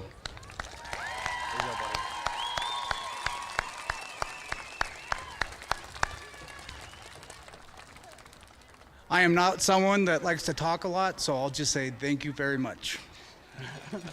Way to go, Adam. Man, you are the greatest, dude. You're the greatest. Proud of you.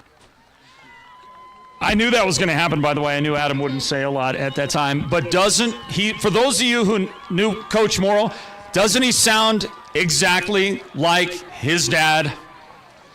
2 great football guys, and we're proud of all of them. Thank you, folks. We appreciate you. Thanks for your support. Congratulations to Adam Morrow, Paul Morrow, and the great Scooter Sprott. Put your hands together for Floyd Simmons and Sports Zone Radio. The 2024 Toyota Tundra has just entered the game, and it's ready to dominate the field. The 2024 Tundra brings serious muscle to the field with its impressive towing capabilities. And let's not forget about the cutting-edge technology that keeps you connected wherever you go. And guess what? We've got 50 of these bad boys, so don't sit on the sidelines waiting for yours. We're talking about driving away the 2024 Toyota Tundra starting at just $459 a month. It's at Hatch Toyota in the Northern Arizona Auto Mall. Your winning drive starts here.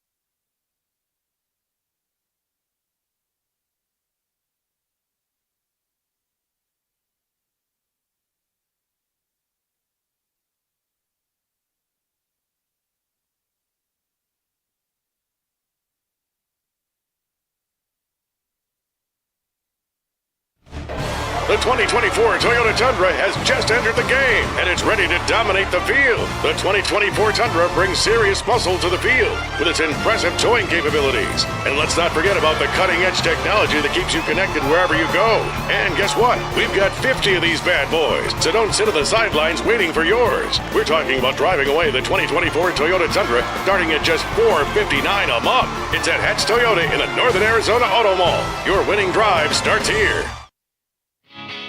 We live in a world of ongoing change, so why not appreciate the things in our lives that remain constant? For more than 2 decades, Joyce Furniture has provided a welcoming Shangri-La that carries the highest quality home furnishings with brands like Paul Roberts, Lazy Boy, Stearns & Foster, and of course, Tempur-Pedic. Discover Joy's timeless handcrafted pieces that have the essence of our beautiful White Mountains. Come in and find that dream piece that will become a presence in your home for years to come. Joyce Furniture. Keep the joy of the mountains in your home.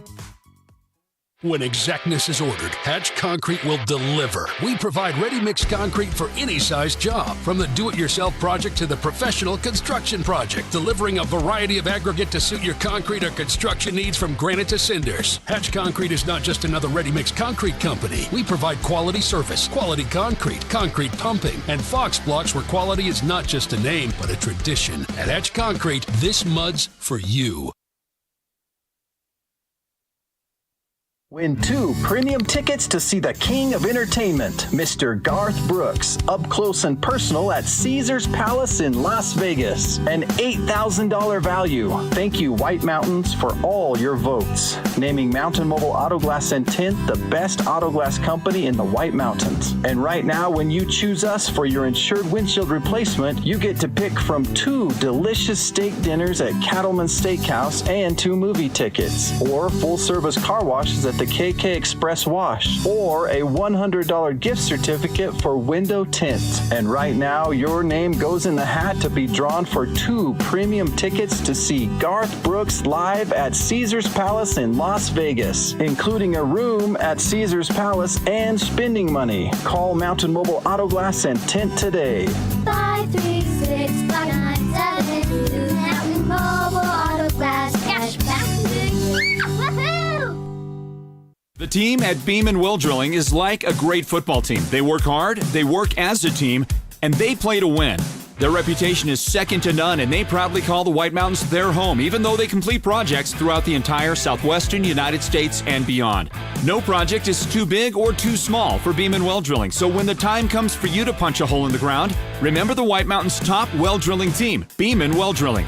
Call anytime, 928-205-7647. Go deep with Beam & Well Drilling. If there's one player on the field that outperforms the rest, it's Perkins Cinders. Like any All-Star, they put in the hard work by sourcing, sorting, and delivering all things.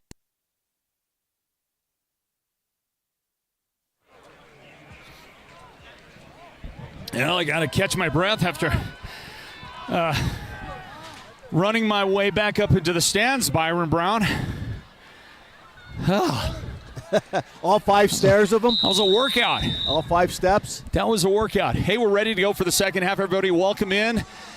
There's your graphic, number 6 Blue Ridge, number 16 Round Valley, the 3A East Region Championship football game for 2023, and the run back on the second half kick for Round Valley is going to come out to the 26-yard line. Byron, I might let you go ahead and take over the play-by-play duties for a little bit because I'm still in recovery mode here. Okay, you got it. No worries. I will help you out as your assistant. Brings the oxygen mask to you so that you could get some oxygen to your lungs and not pass out before our eyes. Oh, that. So start of the second half. Round Valley has the ball. Riker in shotgun formation, hands the ball off up the middle. Swarmed at the line of scrimmage, a little push forward for a gain of 2 yards.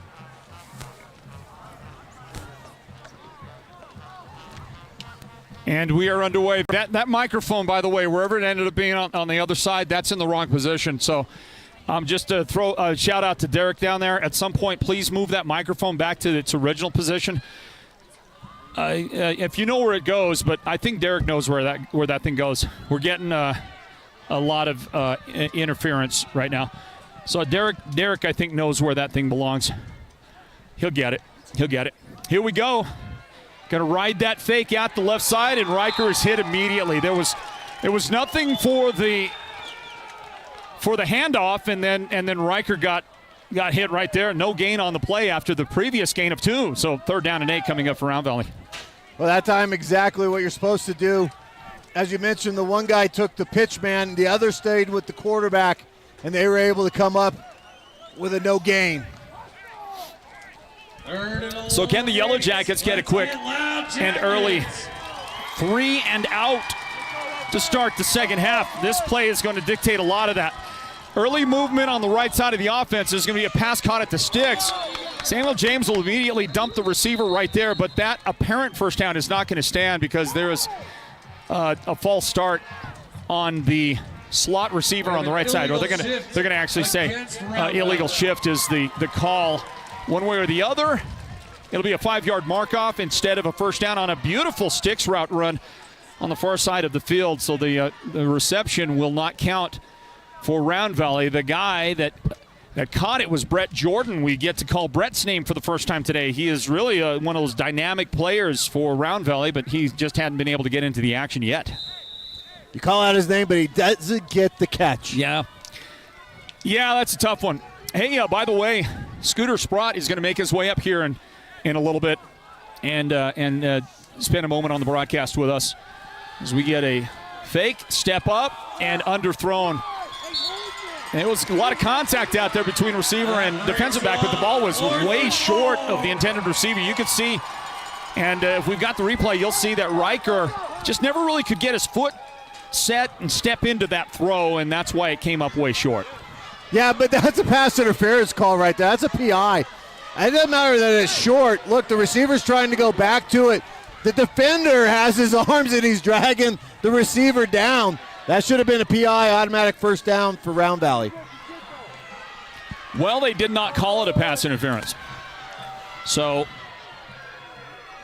after the incomplete pass, the punt team is out there for the first time today. It's who else? Riker Marble. And he will kick a low line drive kick that goes out of bounds and gives the Yellow Jackets great field position. They're going to have it near midfield, about the 47-yard line after the punt. And our second half is officially underway, everybody. Well, let's see what changes Blue Ridge has made offensively. Really, I thought they did well offensively. They just didn't quite get the running game going with Jace Barton. But it was Berlin, Cool Hand Luke. He was off. If he can just set his feet, have a stable foundation, and start hitting his passes, this offense is going to click. Well, I think another big key is going to be Carlo Harris. He is that lone setback right now. He'll get the toss left side. Carlo's got to get, I think, a lot of carries in the second half. He is just a type of runner that punishes the defense. As small as he might be, he brings a load with him, and Carlo on first down here is going to take it into Round Valley territory to the 48-yard line, gain of 5 on the play. Well, you said look for Carlo to get some carries, and right there, first one he gets right up the middle for 5 yards. Second down and 5. He'll get it again, get hit, and come off that hit and gain about 4 yards. He'll be short of the first down, but once again, there you go. There's the Carlo Harris effect right there. He doesn't get hurt much on that first initial contact, and he'll take it out to the 45-yard line of Round Valley. And after we see what the Yellow Jackets can do with third down, we're gonna let Scooter Sprott sit in for a little bit on our broadcast.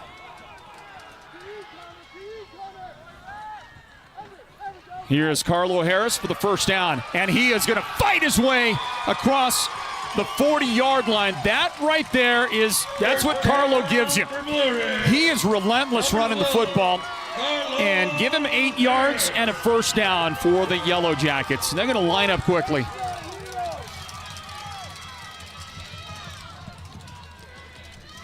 They will get to the line of scrimmage.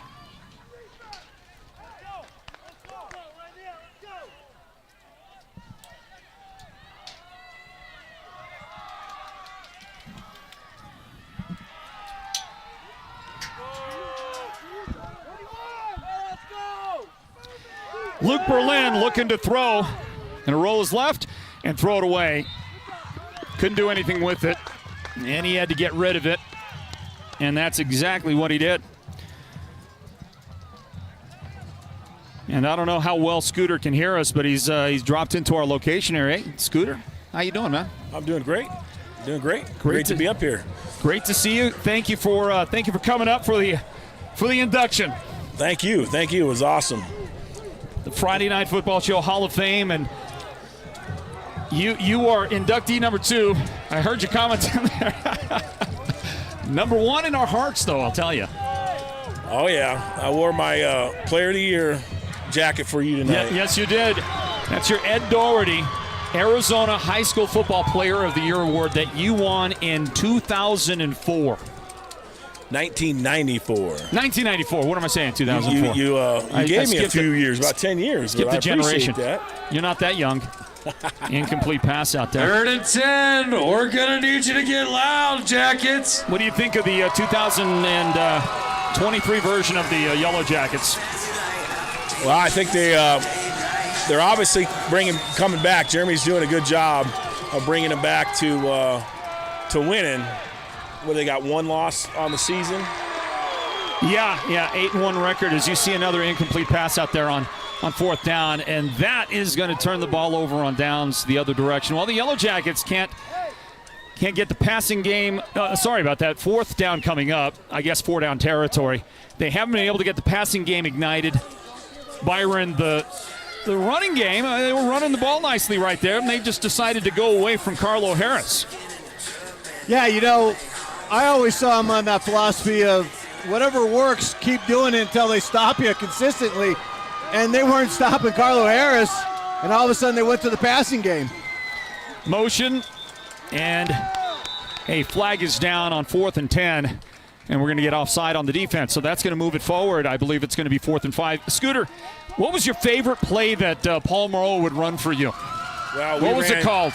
We ran a wing T offense, and I ran 25, 26, which is a long trap. And then I ran 27, 28, and 4th down and 5. 78, 77, which was quick pitches. So you liked it. You didn't just give you the ball, and you liked it. Well, I was going to say, I think the play call he liked the best was, hey, hand the ball to Scooter. Yeah.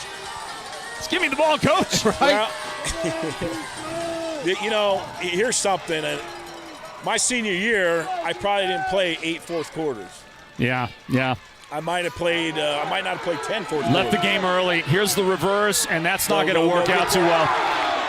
It doesn't work out too well. David Simmons had trouble on the exchange and could not get up to speed, and that led to a trickle-down effect of, a no gain on the play. It ends up being a turnover on downs. Round Valley is going to get it back. Scooter Sprott is with us, the Hall of Fame inductee. Hey, Scooter, I got a question for you. All right, so you were running back, and obviously you played defense at Blue Ridge. When they recruited you, did they tell you could play some offense, but then once you got there, they say, hey, you're a linebacker? Or were they up front and say, hey, we want you defensively? No, I played offense my first 2 years there. I was actually a running back, and I actually started my second year there. I didn't redshirt my true freshman year. I came in and played in a number of games and actually had the best yards per carry my freshman year. And then I started as a beatback my sophomore year. But I kind of came into camp gimped up. I sprained my ankle on a hike just prior to that. So then I redshirted actually right in the middle, which is odd. And then I switched to defense, to kind of further pursue that, side of the ball. So, I didn't got to play both sides of the ball at the U of A. I played my sophomore year at Blue Ridge. I played linebacker. I started as a linebacker, and then I played linebacker. Obviously, my junior year consistently, sparingly my senior year, because I was running for 240, 50, 80 yards a game or whatever it was. That's first down for Round Valley, bringing them up. Yeah, some pretty good totals every time you went out there. Do you remember, let's see, after a 15-yard gain right there, and by the way, what a physical finish by Riker Marvel. He was making a statement at the end of it. Do you remember one time you got a little seam up the middle, you took off running down the field, and you ran right straight into the umpire. His name was Tom Ortega. Remember the official way back in those days? I don't remember the game. I just remember. Almost a pick. Yeah, was that a pick? That was a pick. Yeah, it was taken away.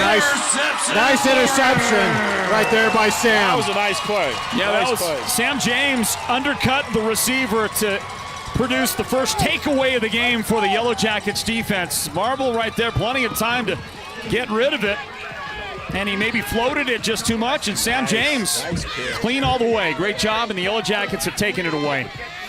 We'll see if that kind of sparks Interception the Blue Ridge offense right now. Sam James. They've been needing something to get them going.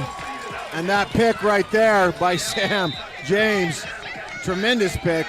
Let's see if that gets it going for them. Yellow Jackets have great field position at the 49-yard line, their own 49-yard line.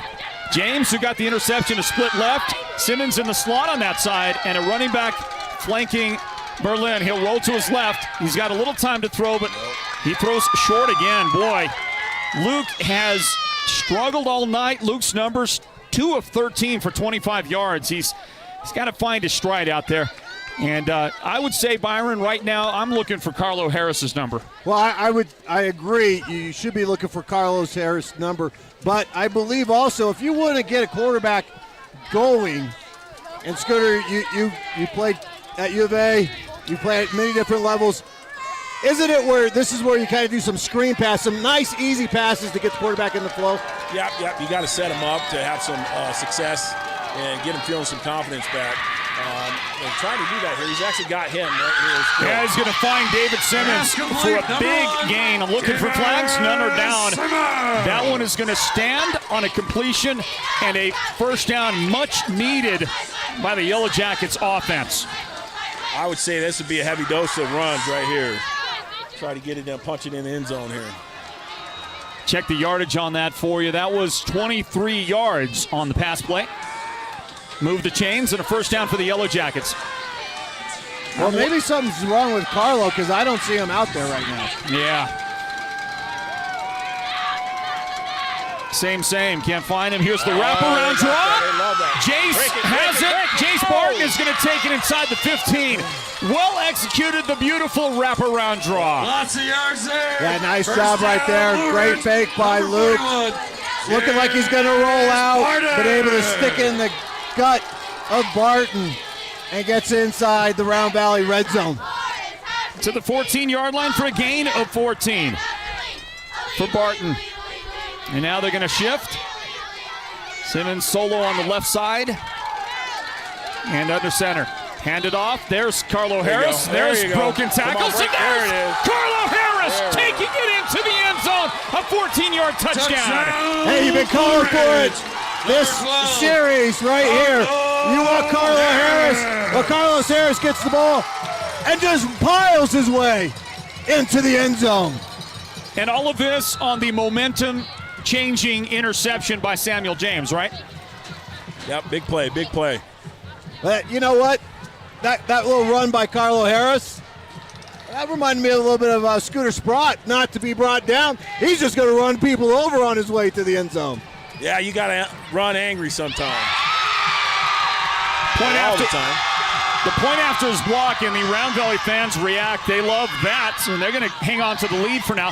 5:50 on the clock in the third quarter, 7-6, Round Valley in front. We'll stay right here, and finish up our little talk with the Hall of Famer, Scooter Sprott. You got the Ed Doherty jacket. You won the Ed Doherty Player of the Year award, which doesn't go to a small school player all that often, no. Scooter. No, it doesn't at all. That is a unique honor to get. So that's why I told you 1-1. We need to make it 1-2. At some point from another small school up here. Yeah, that's right.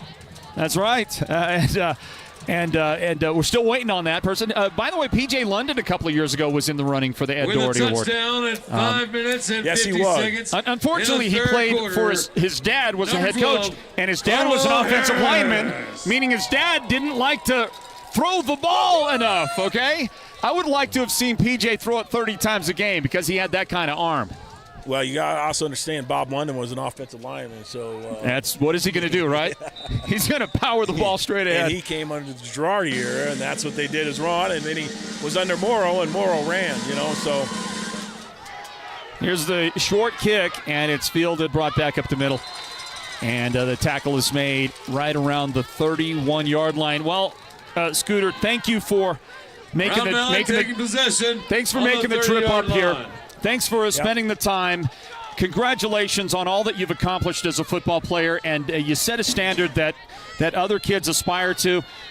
You're a true giant among White Mountains football players, and it was our privilege to honor you today with the Hall of Fame. I appreciate you having me, and that was an awesome honor. The trophy's amazing. Actually, I think it's probably my best trophy now. It's actually beautiful, isn't it? Yeah, it's actually even better than the Doherty Award. I mean, from a standpoint of, how impressive it is. So I appreciate it. Well, we want to thank Perkins Cinders, our partner on that. We spared no expense on those beautiful trophies. Promise me we did spare no expense, as that little reverse or speed sweep is going to go for about 5 yards for Round Valley. If you don't mind, in a moment, I'm going to have somebody over here take a picture of the three of us in our broadcast little location, because the folks out there, they're not going to believe it. They are not going to believe that Scooter Sprott was here with us, with me and Byron. Okay? We're just not worthy. We're not worthy. Oh. Well, and then I'm not 10 foot tall and run through block walls or stuff like that. Yeah. Paul Bunyan, everybody. Scooter, I'm going to tell you right now, I'm the one guy that doesn't fit in here because I'm surrounded by Hall of Famers right now. Long pass is caught. How did that? No, it's incomplete. Pass incomplete. It's incomplete. And it looked like it was going to go for a long game for Round Valley, but that long pass incomplete. That one up. Sorry, guys. No, that was a nice job by the defensive back, because now, Scooter, in case you don't know, you can face guard, you just can't touch. And he face guarded, and once he caught the ball, he got his hand in there and swiped it away. That's great. Great job by the DB. Yeah, great defense. And you're right, Floyd's going into Broadcasting Hall of Fame. Yeah, I'm surrounded by Hall of Famers. I am the one guy that shouldn't be in this picture. Well, you know, Byron, we're going to find you a Hall of Fame, and you deserve to be in. I'll tell you what, Byron, you've been with us doing the Friday Night Football Show stuff almost as long as we've been existing, okay? So you deserve a ton of the credit for everything done, as you see that run come up just shy of the first down, about a 4-yard gain. So, whatever's been accomplished, a couple yards. You share in all of that, okay? We've got a great team. We're surrounded by a great team. This is a big play right here. Yeah, right here, fourth down. Play. There's the camera right down there somewhere. All right. Big fourth down and about 1.5 yards coming up for the Elks. And yes, they are the Elks. You do say an S at the end of it. And we'll see if they can come up with the necessary yardage going for it in their own territory. They're going to give it, fake it, throw it over the middle, and it's well executed. A little pop pass after the fake. And Round Valley is going to end up gaining about 14 yards and a first down. How about that play call right there? That takes a lot of guts right there. Yellow Jackets were bringing everybody, so it actually was a perfect play call for what they had going on. Yeah, and Riker doing a nice job putting it right on the numbers for the first down. And he's going to bring his offense out as they go into Yellow Jacket territory now with the ball. Slot right formation. And the give. And, I mean, that's all they got to do is gain 5-6 yards at a time. And there is 6 yards to gain on the play for the Elks. Well, Scooter, while we still have you here, I want to know what's your biggest hit that you had at U of A as a linebacker? Biggest hit? Well, I did have a tackle for loss on Ladanian Tomlinson when we played TCU. Well, there you go. So that would, I don't know, that was biggest hit. I did have, I was tied for the Pac-10 in forced fumbles my junior year, which would have been 98 with 5. And so that was what tied for the lead for forced fumbles. So I would say probably one of those hits. Round Valley. I did actually take out a pulling guard against Washington where we won the Leap by the Lake. was the name of the game in 90-98 where we won and Ortiz Jenkins flipped into jump, end zone. And I forced a fumble because I hit the guard so hard his leg flew into the running back and caused a fumble. So it was a fumble by extension. Yeah, is what it was. I basically took out the offensive guard and he flew backwards. It's like knocking buildings down. Okay, knock this one down, the other one's come down. Here's a give left side, and immediately it's upended. Boy, that was Jace Barton just blew that whole thing up. That was a Scooter Sprott. Yeah, that was a great play right blow there. Up right that there. was a great play. You know, did you enjoy at the end of the day? Did you enjoy offense or defense more? You know, two totally different mentalities, right? So, I mean, I was an angry runner. I was contact runner. I was fast enough, though, to get out and break away, and I was gone. I loved offense because, you know, that's what I played, you know, really well. But defense, I can't say anything bad about defense either. I mean, I had that nasty streak to me, so I'd hit you. Look at that beautiful call. Play call, they're going to run the wheel out of the backfield. And that's going to go for a big, big game by Round Valley. So the play calling, this is the stuff they did against Snowflake. You know, when they beat them in Snowflake State Championship here a couple of years back. They're doing that same kind of stuff. Brad Baca's the play caller, and he is dialing it up nicely right now. Well, right there, look at the wide receiver once he gets the ball. He does a Scooter Sprott right there. He looks for contact, and he delivers the blow to the defender. I don't think I want to be at the end of that finish. The ball is at the 13-yard line, and we're going to get a timeout and finish up with Scooter Sprott right here. Scooter, so I ask you, did you have more fun on offense or on defense? And that leads me to asking you about another great defensive player that played at the U of A. I want to ask you how Jim Sprott is doing these days, your brother. Oh, he's doing great. You know, he's been up in Alaska for, 13 or so years. He's a superintendent. He's working up in the oil fields on big projects for big oil companies and stuff. So he's doing really good. Now, he was a downhill linebacker. He was the old typical downhill linebacker. I was not 6'2", 245. You know, still not actually. Huh? You're still not actually. No, I'm still not actually. Yeah. So, but he's doing really good. He's doing really good professionally. Obviously, he's doing awesome.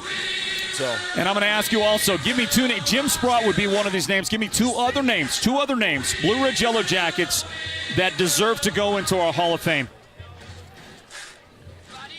That's a great question. So obviously, yeah, I'm biased. Jim Sprott should be in there. I said two more names. I said Jeremy Hathcock, but I don't know. Yeah, he played before the Friday Night Football Show era. He's just old, you know. He's an old guy. Well, I'll tell you, he's the reason why. So in junior high, I told him I was going to break his records. He probably thought I was some snot-nosed kid and was like, I don't know what you're talking about. But his numbers were the reason why I did what I did. So that was kind of like the goal. Motivation, you know, okay. And if you had a goal in junior high, that was what it is. I'm going to be better than him. You know, so obviously for me, that would be the guy there. Give me a teammate or two that you played with. I mean, obviously Girardi. Frank Girardi, was a tough sucker, man. That guy was a great fullback, and he was a hell of a defensive guy. I mean, he was our safety, and he would come out and smack you. He was just a tough-nosed kid. You know, Pete Merrill was fast as all can be. Danny Ariano had 13 interceptions my senior year. 13.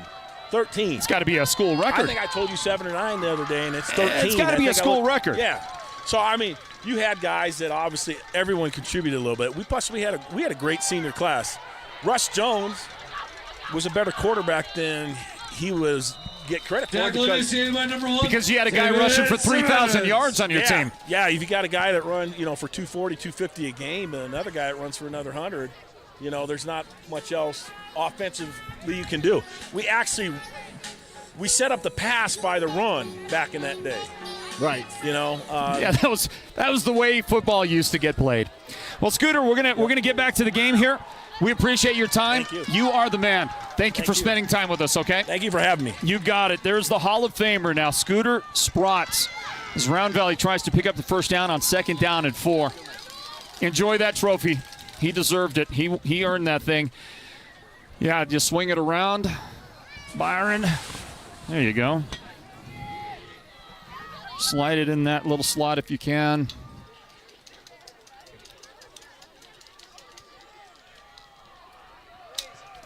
I think we got it. I think we got our microphone back. All right. The great Scooter Sprott. Here's Riker Marble, fakes it, throws toward the corner. That is incomplete. He overthrew his receiver. Well, they have been going after. As far as the Yellow Jackets defense goes, they have been taking shots at Trevor Byers really all night long. There's another one right there, and it's incomplete. It brings up 4th down now, 4th and a long 3 coming up for Riker Marble and the Round Valley offense. The ball is sitting on about the 13-yard line, Byron. That's where Round Valley is going to work right now. Well, this is a key moment. You got to keep them out of the end zone. If you're Blue Ridge, you're only down by 1. If you're Round Valley, you like to extend that score, maybe go for 2, push it into a 2-possession game. And it's the 7-yard line. Pardon me on that. The 7-yard line. Shotgun. Fake it. Roll out left. Trying to find a receiver. That one is caught. Contact, but not able to stop the first down yardage. What a nice turn up the field after making the catch. There was contact before the line to gain, but Brett Jordan turns that into a first down somehow. That's going to bring up 1st and goal. Watch him get hit right there, but Byers is unable to drive him backwards, which he needed to do, and it's a 1st and goal. The ball at about the 2-yard line. So that was a gain of 5 to get them in position. Marble fakes it, leans in, tries to push, gets the tush push, but he did not break the line of scrimmage or break the goal line.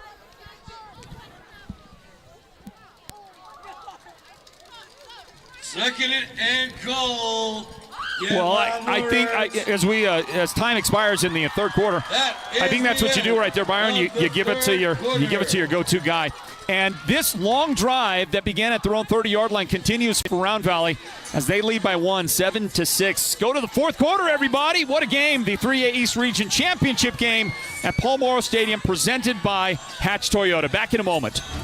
The 2024 Toyota Tundra has just entered the game, and it's ready to dominate the field. The 2024 Tundra brings serious muscle to the field with its impressive towing capabilities. And let's not forget about the cutting-edge technology that keeps you connected wherever you go.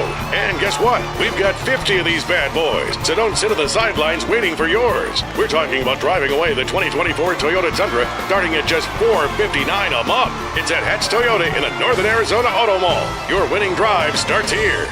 Don't settle for less on a gift when you can give way more for way less. The Hallmark Gold Crown store in Pine Top goes beyond having the perfect card. Exciting new lines were just released. Bourbon Barrel Foods out of Louisville, Kentucky features gourmet sauces, nuts, and seasonings. Jack Black's Men's Superior Skincare, be manly and clean. And for ladies, Pinkies Up, luxury teas, sugars, cups, and infusers. Open Monday through Saturday, the Hallmark is where smiles are made together. Well, let's get back to it, everybody. The 4th quarter getting underway. And the Round Valley Elks knocking on the door. Can they begin the 4th with points? Try to get up over the pack, and that's a touchdown. Gage Baker takes it in for the 1-yard touchdown run. Touchdown. Well, that's like the modern day jump over the pile. You know, the leap. In our day, Floyd used to give it to him, and then he would just take off from the 2-yard line right here. He just kind of hops over for the touchdown for the Round Valley Elks. The Elk fans with a lot to celebrate. They get some cushion on their lead, and can they make this an 8-point advantage now? As Marble comes on and boots it through. The kick is good. And it's 13, make it 14 now. 14-6, the lead for Round Valley over Blue Ridge. We stay right here with it as we get the 4th quarter underway on the 3A East Region Championship game broadcast here at the Sports Zone. It's presented by Hatch Toyota. Well, something interesting there, Floyd. One of the things that could be asked is, do you kick the extra point or do you go for 2? If you get the 2-point conversion, you make it a 2-possession ball game. It's 15-6. The difference is 9. By kicking the extra point, you allow Blue Ridge to still have the opportunity to tie the game with a 2-point conversion. What do you think about the call? Yeah, that's I mean, it's something that I'm sure they thought about for a moment. I think you kick it. You've got a trusty kicker. It's better to get the 1 than risk getting 0. And obviously chances are in your favor if you're going to go ahead and kick it with a guy like Marble. So I think you take the safe route most of the time right there. Maybe when there's 2 minutes left, you think about it a little differently. If you've got limited time for the other team and you feel like you can kick it deep on them. I don't know. But what I do know is that Round Valley's got to like their spot right now. 14-6 on the road here at Blue Ridge. Got to love that. Yes, you do. If you're Round Valley. And here's the. Not only is the 3A East Region Championship on the line for both teams, but Blue Ridge, you're ranked number 6. With a loss, you may go out of the top 8, and then you lose hosting a playoff game. From the 1-yard line, David Simmons fields that line drive, takes it up the middle, gets a little bit of room to run. The ball comes flying out of there, and Round Valley is going to have the ball. Simmons took a big hit right at the end of the run, and Round Valley made the recovery as it came flying out of there. They've got it at the Blue Ridge 45-yard line. Yeah, David Simmons with a nice return up the middle. Thought he might break one. He got tackled by the football, and I think as he was trying to make a move, it got spun out of his arms, and then he got tackled. The ball moved forward. Round Valley comes up with a huge turnover in the fourth quarter. So Round Valley's got it, and they've got a short field in front of them, and they're sitting with their best field position to start a possession today. Their opponent 45-yard line handoff, and that's a tough run. Gage Baker, I think, got his number called. Baker crossed the 40-yard line, and let's see where they finally spun him down. It looks like he got 7 on the play. 7 yards to gain for Baker and a punishing run to get them to a 2nd down and 3. Yeah, right now, again, we talked about in the first half, Round Valley winning the game in the trenches, and that right now they're doing that in the second half. The ball carrier is not being touched until 4 yards down field. Very difficult for a defense to make a stop. 2nd down and 3. Man-to-man coverage out here on the left side of the formation for Round Valley. They're going to run the option. It's pulled, and Riker Marble is able to thread his way to another nice gain. This one 9 yards. And after gains of 7 and 9, that Round Valley offense is starting to inflict some damage on the Yellow Jacket defense. Riker just does a great job with that play right there of holding that ball as long as possible, waiting for the defender to make a move, and once he sees where the defender's going, whether it's for the ball carrier or the running back or himself, he makes the right decision in holding it. The Elks are going to pull the guards and go left with it. Here's the run. And another nice pickup on the play. It'll be Gage Baker once again. He crosses the Yellow Jacket 25-yard line, and we'll mark him down at the 23. That'll be a gain of 7 yards on the play. Just a quick scoring update on the World Series. The Diamondbacks went to the bottom of the ninth with a 5-3 lead. Seawald gives it up. It is 5-5 in extra innings. 10 minutes remaining in regulation. Here's the fake. Here's the first down run by Riker Marble. And he is going to, boy, he turns that into a nice gain, didn't he? I mean, to the 10-yard line. Marble just marvelous out there. And a 12-yard pickup. That'll be a first down. First and goal, the nose of the football just inside the 10-yard line. I asked you earlier, like about a week or so ago, who's the favorite for the 3A East Region Player of the Year, and you said it was probably between Jace Barton and Riker Marble. And right now in a clash between the two, Riker is ahead. Yeah, I think if you look at this run by Gage Baker, he's saying, "What about me? What about me?" And he's going to carry this to the 1-yard line. That's a gain of 9, and I don't know what's going on right now in the middle of that Yellow Jacket defense, but it is as porous as it's been all game long here in these final moments of the game. And Gage Baker makes them pay for their lack of tackling proficiency. There'll be a 5-yard mark off there as Marble jumped the gun on that one. Well, I can tell you the reason for the porous defense is that offensive line for Round Valley. They have controlled the line of scrimmage throughout, and they continue to dominate here in the fourth quarter. So the ball gets marked back out to the 6-yard line. And with 9:02 now and counting down remaining here in the fourth quarter. And a reminder that you're listening to Mix 98 KRFM Sholo, the broadcast home of Sports Zone Radio. Listening to the 3A East Region Championship game.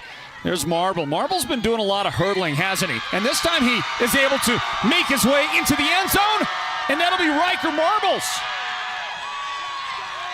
We got a touchdown. His touchdown as he goes in from 6 yards out. Yeah, Riker Marbles just doing a nice job reading the defense, keeping the ball himself, going to the right side, finding a little room, jumping over a tackler, and getting into the end zone. The 6-yard TD run gives Round Valley a very comfortable lead here now. A 2-touchdown advantage. And see if they can tack the point on here. Now, here's a situation, Byron, where I think I would go for 2. Talking about your comment earlier, they're going to go ahead and tack the 1, and we're going to grab a timeout here with 8:43 remaining in regulation. Our score, Round Valley 21, Blue Ridge 6 in the 3A East Region Championship game, and it's presented by Hatch Toyota. We live in a world of ongoing change, so why not appreciate the things in our lives that remain constant? For more than 2 decades, Joyce Furniture has provided a welcoming Shangri-La that carries the highest quality home furnishings with brands like Paul Roberts, Lazy Boy, Stearns & Foster, and of course, Tempur-Pedic. Discover Joy's timeless handcrafted pieces that have the essence of our beautiful White Mountains. Come in and find that dream piece that will become a presence in your home for years to come. Joyce Furniture. Keep the joy of the mountains in your home. The team at Beam & Will Drilling is like a great football team. They work hard, they work as a team, and they play to win. Their reputation is second to none, and they proudly call the White Mountains their home, even though they complete projects throughout the entire southwestern United States and beyond. No project is too big or too small for Beam & Well Drilling, so when the time comes for you to punch a hole in the ground, remember the White Mountains' top well drilling team, Beam & Well Drilling. Call anytime, 928-205-7647. Go deep with Beam & Well Drilling. A short kick, and the Yellow Jackets are going to get good field position. Matt Symington brings it back out to about the 45-yard line for the Yellow Jackets. The offense will come out there. And now it's time for the Blue Ridge team to do some things that they've been doing pretty well lately, and that is, mix up the offense, but more importantly, the forward pass. They've got to get the passing game going, and that's just something that Round Valley all game long has just been unwilling to relent to. Byron, they just, their pass defense has been outstanding. Yeah, they've been bracketing Simmons on the outside. And then Berlin just hasn't really helped his cause with some passes here tonight. Just an un-Luke-like tonight for Luke. Just not the one that we've seen all season where he's been able to hit his receivers and hit him in stride. He's missed some receivers and thrown the ball high here tonight. And no Carlo Harris in the lineup on the field at the moment. Caleb Mink is out there. He is split out left. The slot receiver on that side is David Simmons. Also in that lineup, Matt Symington. I see Logan Robeson out there as we wait for the officials to get us ready to play. And maybe an injured player on the Round Valley side. Here comes some medical help from the Blue Ridge bench to perhaps help somebody out over there. Luke Berlin is going to run over to Coach Hathcock on the sideline and get some instruction.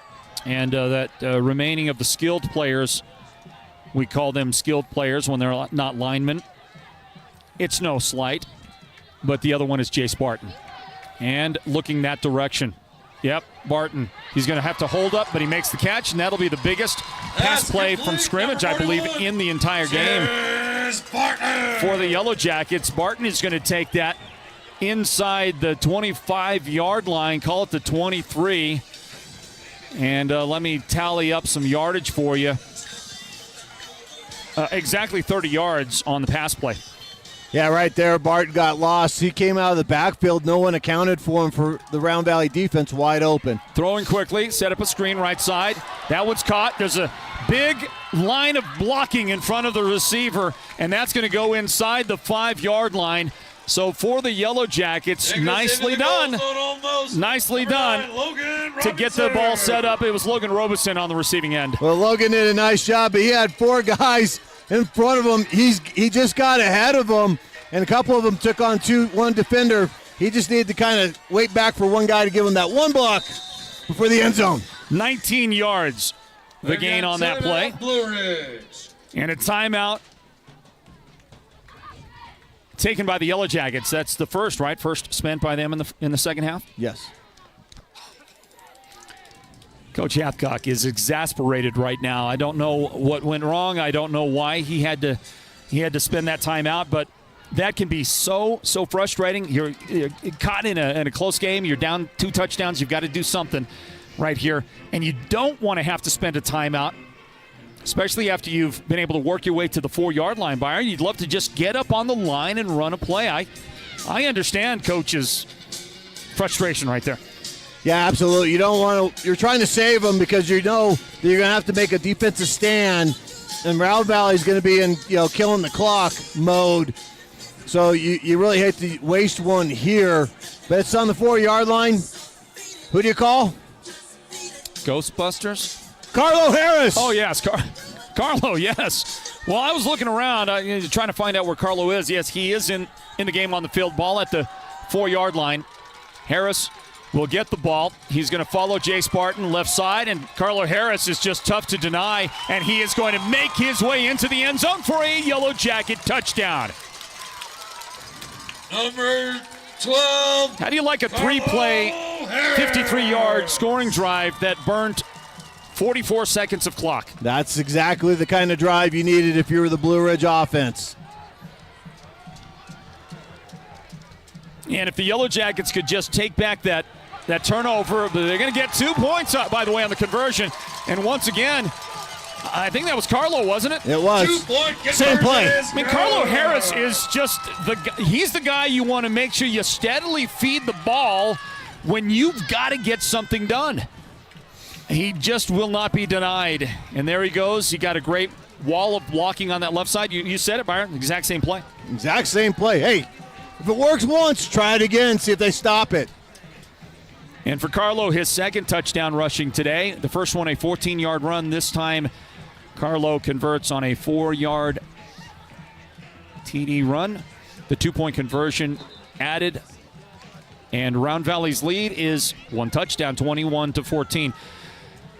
And now you put the game in the hands of your defense if you're the Yellow Jackets. If you're Round Valley, theoretically, depending on how deep this kick goes for the Yellow Jackets and where the tackle gets made here in this 3A East Region Championship game, Round Valley could run the clock out, Byron. You were talking about that. They're going to be doing what they can to milk it. At the same time, the Yellow Jackets have to watch for that little fake throw over the top that Round Valley is famous for. Here's a long kick. That's going to check up at the 6-yard line. And tackle is going to be made. Boy, that was a shoestring tackle if I ever saw one. Tackle made at about the 21-ish yard line. That's where the ball belongs to Riker Marble and the Round Valley offense. Touchdown. Well, this is where Blue Ridge is going to have to make a defensive stand. As you mentioned, Floyd, Round Valley is capable of running out the clock on this offensive series. Blue Ridge is going to have to force a punt. And you know what they're going to do, right? They're going to sell out for the run. So those guys back there, the safeties, David Simmons is the free safety. He's way over the top. The strong safety is Trenton Tricky.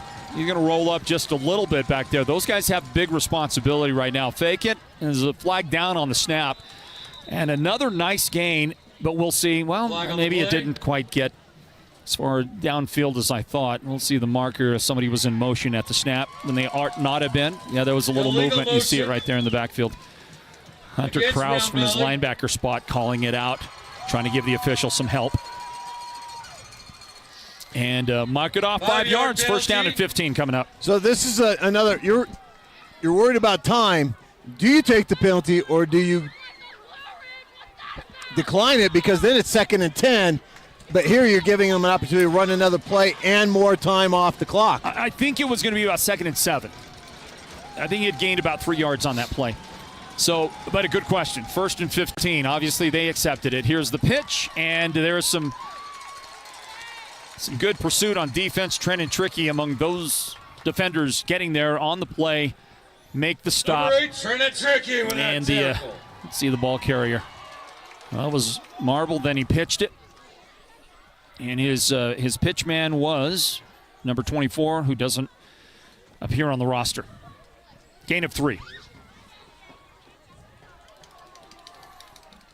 Again, the clock is the enemy of Blue Ridge right now. You got to come up with a stop. 21-14. 7:07 remaining. And 2nd down and 12 for the Round Valley Elks. Looking to throw. Roll out, roll out, roll out, and step out. Well, that's where Marble should have thrown the ball away downfield, but he's going to take the loss. What happened there? Well, I'll tell you what he should have done was just go down. In the field of play, keep the clock going. Because you don't want to throw an incomplete pass, clock stops. Guess what? You run out of bounds, clock stops. Anytime that clock stops, that's helping Blue Ridge. Look, if you can't find a receiver, just drop down in play, in the field of play, and keep that clock moving. Good call, Coach. Didn't happen that time. 3rd down and 14. And this is a big play. 3 receivers out to the left for Marble and the Round Valley offense. And he's going to look right. And they're going to throw deep on the wheel. They got a guy wide open, and they got a big first down. Broken tackle there. David Simmons saves a touchdown, but just, great play calling. But it's honestly, Byron, this is prototypical Round Valley football. This is what they do.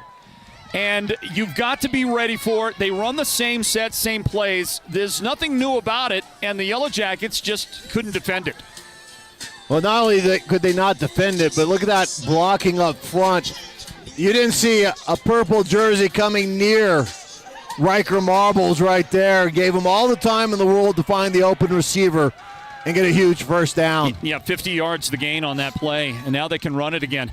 And they will run straight up the middle. The Yellow Jackets will get a stop. Again, Tricky is there. Carlo Harris helps out on the play. The other linebacker on the inside was there as well, Hunter Krause. And the runner, slow in getting up, did get up. A little help from his friends, and that was Riker Marble. Gain of 3 yards. Here comes 2nd down and 7. Pretty good play calling. Pretty solid execution by the Round Valley Elks. 2nd down and 7. Snap, they give. Mystery number 24 player is going to gain 3 more yards for the Elks offense. And bring up 3rd down and 4. Byron, last week the Yellow Jackets defense was doing a lot of tackling in the backfield. A lot of tackles for loss. Is just not able to get that surge up front against this solid Round Valley offensive line. Yeah, they're doing a great job up front, protecting not only the quarterback but giving the runners plenty of space to run in. Ball inside the 30-yard line. 3rd down play coming up. Marble has it. Marble is going to lean forward and get the first down. He's got the 4 yards necessary. And that'll move the chains. The clock moves toward 5 minutes left, about 5:15 right now on the clock. And it's going to continue to march down the line of scrimmage, the 25-yard line of Blue Ridge. Well, this is it right here. This series is it for the defense. They have got to stop them here on these 4 downs. Another first down for Round Valley in this game, with all intents and purposes, will be over. Ball at the 25-yard line. Shotgun, fake it. Marble weaving his way through, and it's just the middle. I mean, the center and And the guards for Round Valley are doing just enough. And that was enough for a 5-yard gain, which continues to advance the clock. And the ball is now at the 20-yard line. 2nd down and 5 coming up for Round Valley, getting closer and closer to a little more cushion after right now sitting with a 1-touchdown lead, 21-14 over Blue Ridge. 4:12 on the clock. And loud Yellow Jackets! Motion, right to left, hand off, cut it back, slash through. This one's going to the house. It's coming back. That's a touchdown, but there is a marker down. It's going to be a legal motion. And the Yellow Jackets might get a break on this one.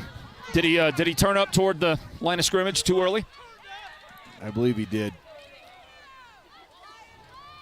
Or are they picking up the flag? That's a little father-son conversation right there. No, that's just son. Okay. Illegal motion on the offense. No, that's motion against Round Valley. The linesman down there. That is James Gillespie. Okay. Father is on the other side. Oh, gotcha. He's on the Round Valley side right now. Okay. Can you tell if the Round Valley fans appreciated the call? I don't think they did. And nor would any of us if it was our team that had that touchdown brought back. Had the touchdown brought back, absolutely. But what they can't take consolation in is they get to take more time off the clock. That's true. And the way they're moving the ball, it seems like it's going to go their way, doesn't it? Fake that. Nope. Give the handoff. That guy that scored the touchdown that got called back gets it again. Number 24. I just don't have a name to go along with that jersey number. Okay, here we go. Brody Crick. Okay, Brody Crick is the ball carrier. 4-yard gain for Brody on that play. And it's 3rd down and 6. And a late marker, that's going to go against Blue Ridge. Hold on. Yeah, that. Somebody said something, I think, right there in earshot of the official. Unsportsmanlike on the defense. And the guy who said it, I guess, is leaving. Because Carlo Harris is leaving the lineup. Conduct against Blue Ridge. Well, that was a costly mistake right there. Half the distance, mark it to the 10-yard line. 10-yard penalty on the Yellow Jackets. And their best defensive player has to exit the field. Well, you almost want to see if you're Blue Ridge, you want Round Valley to score now. Score on this play. Score quickly. Yellow Jackets shift on the defensive line. Round Valley hands it off, and they've got room to run again. That was a block in the back, I think. Doesn't appear to get called. Maybe it wasn't a block in the back. Maybe it was just an influence. And a 5-yard gain. The ball to the 5-yard line, and Byron, there you go, right? That's just going to burn a lot of clock, right? Right. I mean, there. Round Valley doesn't necessarily have to score. They could take their time. I mean, they have to get into the end zone for, first down per se. But if you're Blue Ridge, you want them to score so you get the ball back and try to score as quickly as you did last time in 44 seconds and then get an onside kick. Harris, by the way, is back out on the field. He'll line up at his inside linebacker position for the Jackets. The situation, 2nd down and goal from the 5. Marble spins away from Harris's attempt at a tackle, and then a timeout is called by the Yellow Jackets. Going to spend one real quick with 2:25 remaining. Well, it's not unheard of to get the miraculous takeaway in a situation like this right now, but boy, you just like what Round Valley is doing. They're protecting the ball well, and they are moving the ball at will pretty much. And now they are primed to close out the game, leading right now 21-14 with 2:25 left. And after that last play, the 2-yard gain, the ball is at the 3-yard line. Well, folks, the Diamondbacks lose in extra innings at the bottom of the 11th inning, 6-5 on a Garcia home run. And for you, Floyd, so you can gloat a little bit, your boy Corey Seager hit the game-tying home run in the bottom of the 9th. Well, I love Corey Seager. You just say that. So there you go. He's still a Dodger, okay? Those of us who are real true blue Dodger fans, we never really let him leave us. We're still We're still standing there at the door, expecting him to come home. 3rd down and goal now for the Round Valley Elks. Can they punch one in and get some separation? Yeah, that's going to go in, isn't it? Yeah. Oh, the ball comes out, but it's recovered by the Elks. The ball was knocked out. They're going to say the runner was down by contact inside the 1-yard line. I don't know about that. I kind of feel like the ball was loose. The ball was loose. Yeah, there was a marker thrown by the referee from behind the play. Now, the question is, in high school, because I know what it is in college, and that is if, like in this situation, if you fumble into the end zone, the person that fumbled the ball has to have recovered the ball. But I don't know in high school, can anybody recover? I think that would be a touchdown. Okay. Except that they're going to step off yardage against the Elks. Must have been a hold or an illegal block of some kind, because they're going to step that one back 10 yards from the spot of the foul, which was the 1-yard line, so a 10-yard mark-off. But look at this, the clock, right? I mean, the Yellow Jackets, they're going to be happy that they didn't allow the score. The problem is the clock, and they just lost a bunch of time right there. So 3rd down and goal, the ball is now at the 11-yard line. Let's go defense. And motion. And they're going to fake it and throw, and the pass is caught. And a quick tackle. And the tackle is made. I think it was Samuel James who made the tackle on the receiver. Was that Jordan out there, I believe, that caught that pass?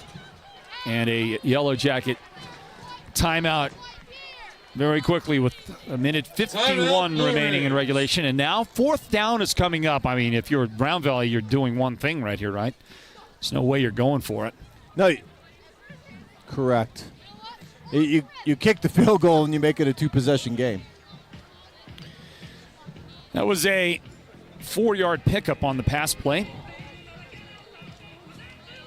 The Elks have done a brilliant job, really. They got this possession began with 7:59 on the clock, and you and I both commented, Byron, about the Elks' ability to run this clock down. And the reason why you might have some confidence in speaking about it is simply the way they've run the ball here all game long. Second half in particular, they have just run the ball really well. The Yellow Jackets have been giving up chunk yardage of 5, 6, 7 yards to the running game. And Round Valley's done a good job. This is going to be their, let's see. This is going to be their, I think this is their 12th offensive play of the possession, and they have burnt 6 minutes and 8 seconds of clock. Pretty brilliant, huh? Pretty brilliant. And if they get 3 points out of this, I mean, just tip your hat to the great job Round Valley has done here in this 4th quarter. Here's the snap, good hold, and a great kick, and it is good. Yeah, that's how you get it done. Is good. Round Valley. And let me see if I got that right. I got that as a 24-yard field goal. 2 minutes Correct. left in the game. Just under 2 minutes left in the game. And it comes with 1:46 remaining. Grab a quick timeout, everybody. This is the 3A East Region Championship game presented by Hatch Toyota. The 2024 Toyota Tundra has just entered the game, and it's ready to dominate the field. The 2024 Tundra brings serious muscle to the field with its impressive towing capabilities. And let's not forget about the cutting-edge technology that keeps you connected wherever you go. And guess what? We've got 50 of these bad boys, so don't sit on the sidelines waiting for yours. We're talking about driving away the 2024 Toyota Tundra starting at just $459 a month. It's at Hatch Toyota in the Northern Arizona Auto Mall. Your winning drive starts here. Big thank you, Hatch Toyota, presenting the Sports Zone Game of the Week. It's the 3A East Region Championship game. Now the Yellow Jackets, they've got a tall order in front of them. They did convert on their last possession for a very quick touchdown. They went 53 yards in 3 plays and didn't use a lot of time, less than a minute. Here's a great kick. I think Riker Marble's got some adrenaline coursing through his body right now, through his veins. That was a great kick that he launched through the end zone for a touchback and an 80-yard field in front of the Yellow Jackets.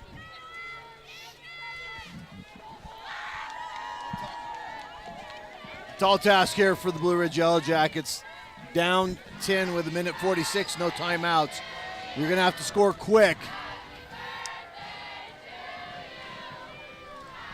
How many timeouts? One, right? Or is it? I think they've used them all. You used them all. Because they used 2 on that one, and remember, down here at the 4-yard line, they used that other one. That's where it just kills you, right? When you have to call that early fourth quarter timeout that they did when they were down near the end zone. Well, that was on the last possession for the Yellow Jackets. Here's the throw. Pass is caught by Simmons. Got to step out of bounds. He does, and he's got 13 yards and a first down for the Jackets. First down for Blue Ridge. Well, that didn't take much time, but you got to get a bunch of those. Number 1 with the catch, David Simmons.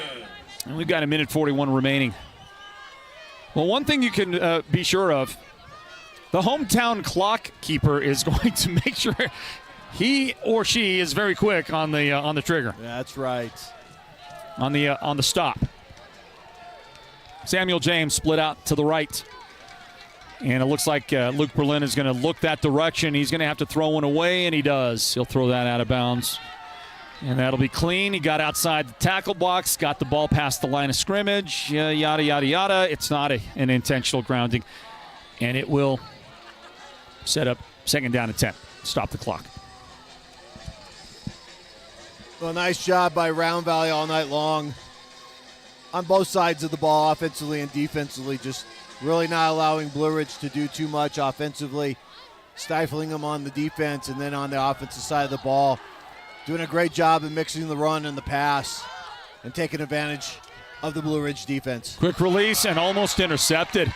That ball was intended over the middle for Sam James. He was running right up the seam and looked like he was kind of trying to do a stop route there in the middle of that defense, and it was almost taken away. I think the defender right there for Round Valley was Connor Luker. He got his hands right in his hands. I mean, I'm telling you, he had a chance to ice the game. That's why he's linebacker. That's true. We all know what that's about. 91 seconds remaining. Pump fake and throw this one up. That's just going to hang up in the air, and it is tipped away. Well, good defense. Trace Whiting there covering David Simmons. And the position, good position for the defensive player, and it did kind of flutter out of the hand, and it's incomplete. Luke has struggled 6 of 20 for 110 yards, and the one interception that he threw earlier in the game. Elk fans urging on their boys, and this one is going to be caught but out of bounds, incomplete, one way or the other. And there it was right there, the fourth down play. Couldn't convert. Round Valley gets to celebrate, and it looks like the Elks are going to become 3A East Region champions for 2023. Congratulations. They played a great game. Great job by the coaching staff. Great execution by the players on the field. Congratulations to Round Valley. You are the 3A East Region champions. The Yellow Jackets cannot stop the clock. Round Valley does not have to do anything but take a knee.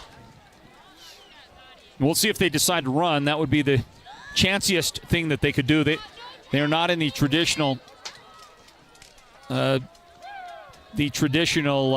victory formation because they have no deep back there, but that's all they got to do is take a knee, and I think if they take 2 knees, that'll do it. They got to take one more after they let the play clock run down with enough. This victory tonight for Round Valley, after looking at the rankings, this should move them up to about a 13 seed. Okay. Still going to have to play on the road, but definitely much better than being at 16 and playing the 1 seed. For the Blue Ridge Yellow Jackets, it could tumble them out of the top 8. I think definitely they're going to lose a top 8 footing. But the reason why I have a little question is because I believe the big game is Morenci versus Thatcher tonight. Correct. Okay. So Morenci's at number 9, Thatcher's at number 4. If Morenci wins, yes, Blue Ridge is out. They're going to drop. But if Morenci loses, even though it's to Thatcher, I'm not sure they're going to be able to make up 2 points. But it depends on who Benjamin Franklin plays Yeah, they play Valley Christian tonight. That will bring us to the end of the Okay. regular And if Ben Franklin beats Valley Christian, they're definitely bumping 24 Blue Ridge out of the top Yes, 8. 14 Okay, Blue but they're already there in the Let's top 8. hear it for your But they're going to knock Yellow Blue Ridge. They're going to Jackets. leap over Blue Ridge. Maybe even Sabino if they can get that win. And I think Ben Franklin's got a reasonable chance against Valley Christian. I don't think that's going to be a blowout. We'll see. It's probably a blowout right now, and I'm saying it. But I haven't seen a scoring update. So for Blue Ridge, there is a slim chance that they still may host a playoff game next week. But definitely give congratulations to the Round Valley Elks for winning the 3A East Region Championship. Yeah, great game. We're going to wrap it up for you. We're going to recap it, and we're going to announce the Sports Zone's player of the game as well coming up in a moment. I don't think there's any doubt, do you, about who the player of the game is? I don't think so. I think it's probably the same guy that's going to be your player of the year in the region as well. The guy that led this team to victory. He wears that jersey right there, number 3. We'll find out what the voting is like for the Sports Zone's player of the game, presented by White Mountain Regional Medical Center. We'll get to that in our post game, everybody. Final score 24-14, Round Valley over Blue Ridge. Back with the post game wrap up on the Sports Zone Game of the Week, presented by Hatch Toyota. The 2024 Toyota Tundra has just entered the game, and it's ready to dominate the field. The 2024 Tundra brings serious muscle to the field with its impressive towing capabilities. And let's not forget about the cutting-edge technology that keeps you connected wherever you go. And guess what? We've got 50 of these bad boys, so don't sit on the sidelines waiting for yours. We're talking about driving away the 2024 Toyota Tundra starting at just $459 a month. It's at Hatch Toyota in the Northern Arizona Auto Mall. Your winning drive starts here.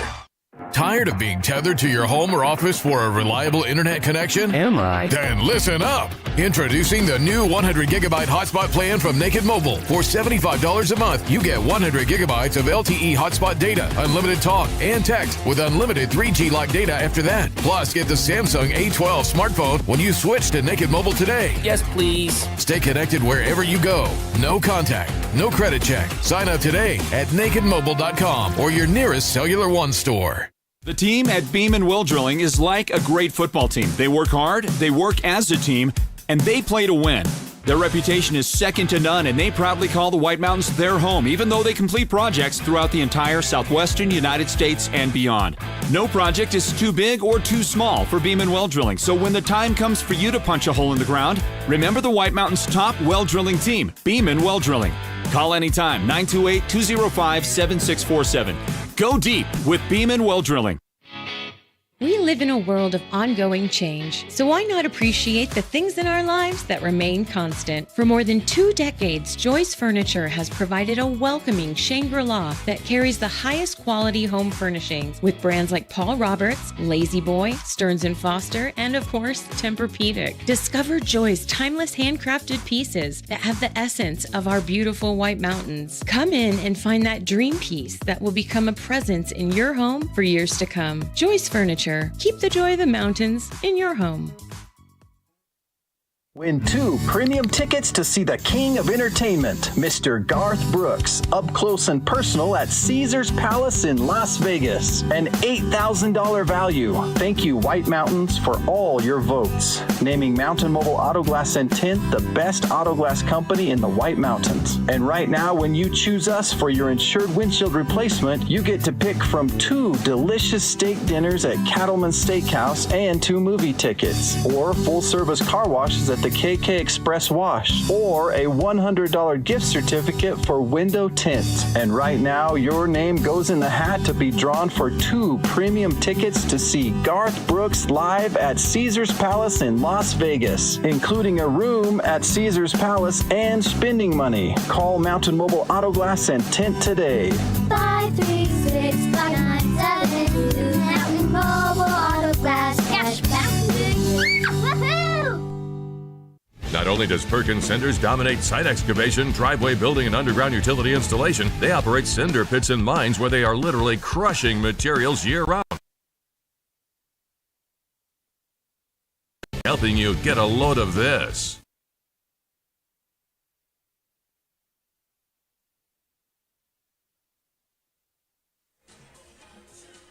Well, hey, everybody, we're back in for our post-game wrap-up on the Sports Zone's Game of the Week broadcast, the 3A East Region Championship game It's been presented by Hatch Toyota and our fine roster of sponsoring partners. Great people like Mountain Mobile Auto Glass and Tint. Thank you so much. Great people like Hatch Concrete. Great partners of ours here in 2023. This mud's for you at Hatch Concrete. I want to say thank you and do appreciate all that they do. Thank you to Beeman Well Drilling, Paul Wyatt and his great people at Beeman Well Drilling, sponsoring partners of our Game of the Week broadcast. We'll get to some more of those sponsors here in a moment, like Cellular One of Northeast Arizona. They've been with us from the very beginning, 33 years ago here with the Friday Night Football Show. Thank you to the Furniture Gallery in Snowflake. And again, I'll mention the final of our list of great sponsors here in just a little bit. Byron Brown, a victory for the Round Valley Elks. And you know what? It just kind of had that feel from the very beginning, right? From the very get-go. That offense for Round Valley was clicking early. They didn't score as many points as it felt like they could have. In fact, remember, they actually attempted a couple of field goals there in that first half. You take a look at some of the Simmonses right there in their pregame setup. I didn't realize we made it into the broadcast. Look at us right there looking like we like David Simmons. We still do like him. Like him a lot. Didn't quite get the victory tonight. But an 8-2 record, I'm sure the guys will take that. But back into it, Round Valley, the offense looked good. The defense played well, shut down the Yellow Jacket passing attack most of the night. Blue Ridge did get that long scoring drive in the fourth quarter on the strength of the passing game. But, for the most part, it was a job well done by Round Valley on both sides of the ball. Give them the credit for the execution and for tonight's region championship win. Yeah, give credit to the coaching staff for having the players ready to play, having a great game plan, mixing up the run and the pass. And also give kudos to the guys up front for Round Valley on both the offensive and defensive side of the ball. They really controlled the line of scrimmage, allowed Riker Marbles to do what he wanted on the RPO, and anytime he was given to the running backs like Gage Baker, they had holes and they weren't getting touched for about 4 or 5 yards downfield.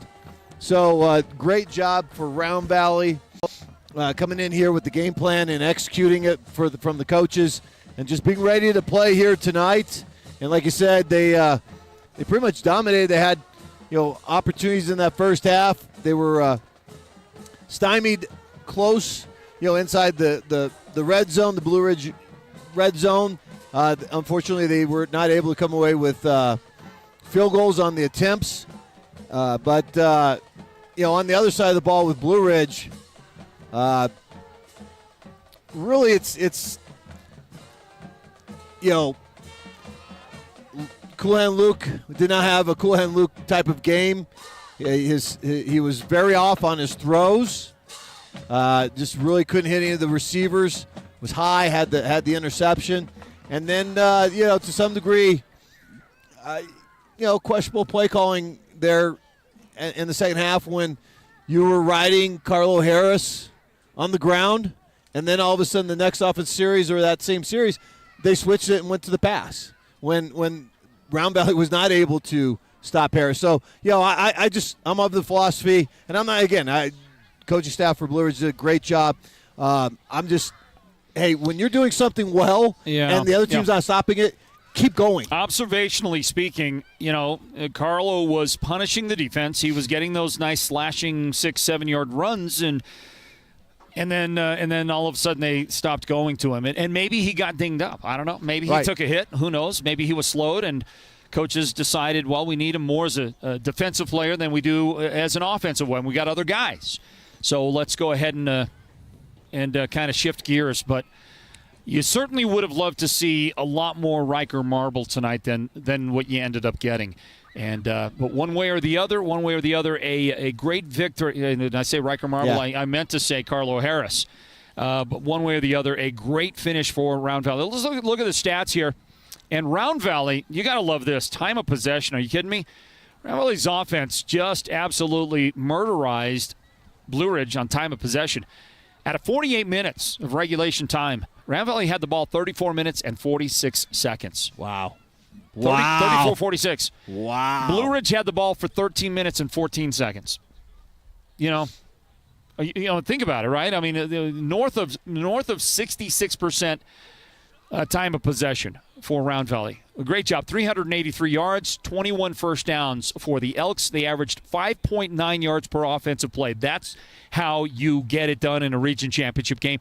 They only turned the ball over once today. It was intercepted by Samuel James of Blue Ridge. Riker Marble, 9 of 15 for 170 and 1 interception today. His 9 completions went to his 2 leading receivers were Brody Ziegler and Kobe Calepolo, each of them with 50 yards receiving today. Brody caught 2 passes. Kobe caught 1 pass. Connor Luker, 3 catches for 47 yards. Brett Jordan, 2 catches for 19 yards today. And running the football, Riker Marble, the quarterback, 24 carries, 106 on the night, 4.4 yards per carry. He scored a touchdown. Gage Baker, 10 carries for 52 yards and 2 touchdowns. Kyle Clark, 10 carries for 31 yards on the game today. And you remember the kid, number 24? Do you remember a name on that kid? Brody Crick. Brody Crick, 6 carries, 24 yards today for Round Valley. We'll take a look at the Yellow Jacket numbers. Not quite as impressive. We'll look at those numbers here in just a moment. But first, looks like we're ready to go down on the field, if I'm not mistaken. And I think we're set to go with our player of the game. Can you guys hear us down there? Yeah. Ready to rock and roll. Here we go. All right. Well, welcome back in, everybody, to Blue Ridge High School, Paul Morrow Stadium. On a Hall of Fame night tonight, we inducted 3 great White Mountains legends into our Friday Night Football Hall of Fame, everybody. Scooter Sprott, Paul Morrow, Adam Morrow did all that at halftime. It was a great night. And it was a great night for the Round Valley Elks as well. They got a 24-14 victory over Blue Ridge in the 3A East Region Championship game. And the guy who led them to a victory is a guy who will get some consideration in the years that come for the Friday Night Football Show Hall of Fame, I would say. This guy who's been playing on this varsity since he was a freshman. Riker Marble, the quarterback, joins us now from Round Valley. He is the Sports Zone's Player of the Game, presented by White Mountain Regional Medical Center. Riker, congratulations on your team's win today. Thank you. I appreciate that. You guys came in with a great game plan. I didn't think I saw a lot of stuff out of your offense as far as the play calling goes that it was veered outside of what we normally expect from Brad Baca in this offense. In fact, I thought you guys ran your offense. You ran what you normally do, but you just executed so well. What would you say about your guys and how they approached the game and the execution you got today?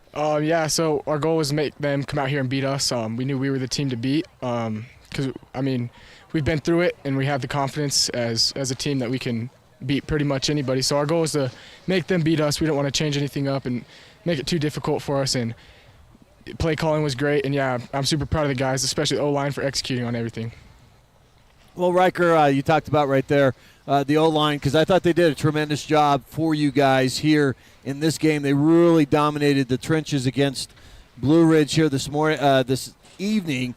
And they not only did they dominate, but they were like creating holes and pushing the guys back about 4 or 5 yards before you even got contact. Can you speak of the O-line for you guys? Those guys are dogs. We got Derek Gillum, Ty Williams, Nell, Ruvalcaba, Noah Dana, and Cody Finch.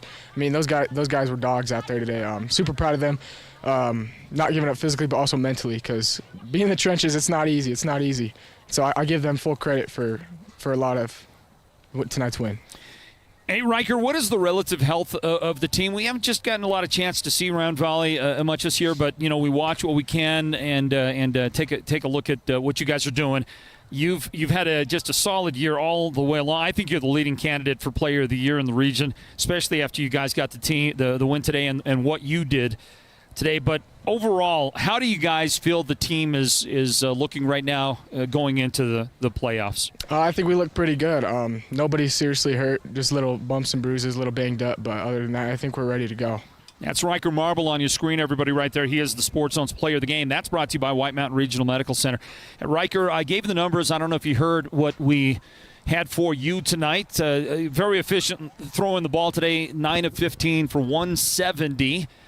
and you ran the ball 24 times for 106 yards. 24 carries today, Riker. You got a touchdown out of it as well. Tell me about the punishment that you were taking. We saw you out there time and time again, especially in that second half, threading your way through that defense, taking hits, delivering hits. How about the physicality of tonight's game? Oh yeah, Blue Ridge is a super physical team.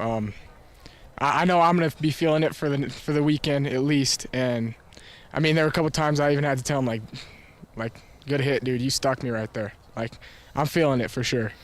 What does it mean to win the 3A East Region Championship? It feels super good. Super proud of my guys. Yeah. Riker, you deserve this. Congratulations. Thank you. And we hope you enjoy it, okay? Thank you. All right. Riker Marble is the quarterback for Round Valley. He is also the Sports Zone's Player of the Game, presented by White Mountain Regional Medical Center. Like the job that guy did tonight, don't you? Hey, did a great job. Did a great job for his team.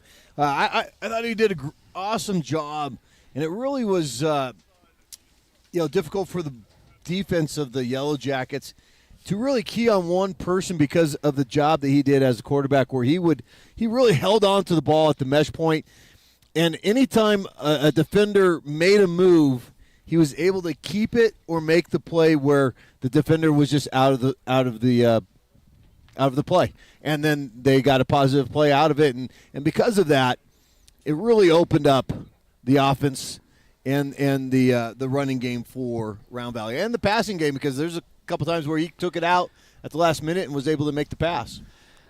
So the Yellow Jackets, after last week's win over Sholo, jumped from number 7 to number 6 in the standings, putting them solidly in position to get a home first-round playoff game. Now they lose to Round Valley, the number 16 team. Byron, I don't think that Blue Ridge can count on a home game anymore in the first round of the playoffs. Maybe it works out in their favor. Maybe somehow they stay in that top 8. I just don't know how that's going to happen, dropping one to number 16. But I guess that, that's why you play the games, and nobody knows what happens with the AIA's power rankings. I don't think the AIA really understands it. No, but and you're going to get something tomorrow. But here's the deal: is that that's a little bit in Blue Ridge's favor, is that the teams that are behind and a little bit in front of them, they also had difficult games. Morency's playing Thatcher. Ben Franklin's playing Valley Christian. Sabino had a tough game here going into the game, so they might not be the only one that loses here. So I think there's a slim chance that Blue Ridge stays in the top 8 at the number 8 seed. Slim chance, but I think there is that possibility. Okay, a slim chance on that. Yes. Question? Who was? 28-16 in the fourth quarter. How about that, huh? How about that disruption? And Morency was beating Thatcher. Wow. You want to talk about a few upsets right there. But that will cause some changes. And if that holds true, then I would say that probably Blue Ridge will be out, because Morency definitely will make that jump up above Blue Ridge by being a number 4 Thatcher, and then it comes down to Ben Franklin against Valley Christian. I'm going to see if I can get those scores for you right here as we venture on into our post-game wrap-up. Thank you to Riker Marble for spending a little time with us. Let's see here. Sometimes it can be a real challenge to find the scores out there. That's why we try to do it for you, everybody. Well, it might be late enough. Let me see here. I've got some scores here. You got some scores? Yeah, I've found a conduit to some scores. Like, for example, Holbrook smashed Tuba City tonight. 50-6 was the final score. Looking on down the list at some games that are going to be important to you folks. Let's see. Florence and ALA of Ironwood tied at 14. Tied at 14 in the last scoring update that was given on that. Morency has defeated Thatcher 21-14. 21-14. Morency takes down Thatcher. Morency's going to jump up. That's just going to bump down a little bit. Push Ridge has defeated Safford 19-14. What great games around the state. This one here, a great game. It's all going to be disrupted. I don't know. Maybe the Yellow Jackets have a chance to get a home game next week. I don't know. We'll see. We'll see about. What do you think? What are you going to put the chances at, Byron? I'm going to put the chances that they can get to that number 8 at, let's say, 9% right now. 9%. Giving it 9%. 9%. Because it really comes down to Ben Franklin versus Valley Christian. I don't know where you pulled that from, but that was an interesting 9%. Snowflake has defeated Apache Junction 47-20. Okay. I'm going to give you that 4A update. St. John's is leading out to, say, 16-8 in the fourth quarter. That game. Payson and Cholo are in overtime right now. Tied at 14 in overtime. Payson and Cholo. There you go. Northwest Christian has lost to Thunderbird. That's Northwest's first loss of the year. I didn't even think Thunderbird was a challenger. Look at this updated score, Sabino and Mojave. 34-16 Sabino in front of Mojave in the fourth quarter. I'm telling you, anybody can win. Anybody in the top 8 or 10 can win the 3A state championship this year. I think it's starting to turn out pretty nice for everybody. Oh, I believe that there is no one dominant team out there that you're just going, oh, this is the team that's going to do it.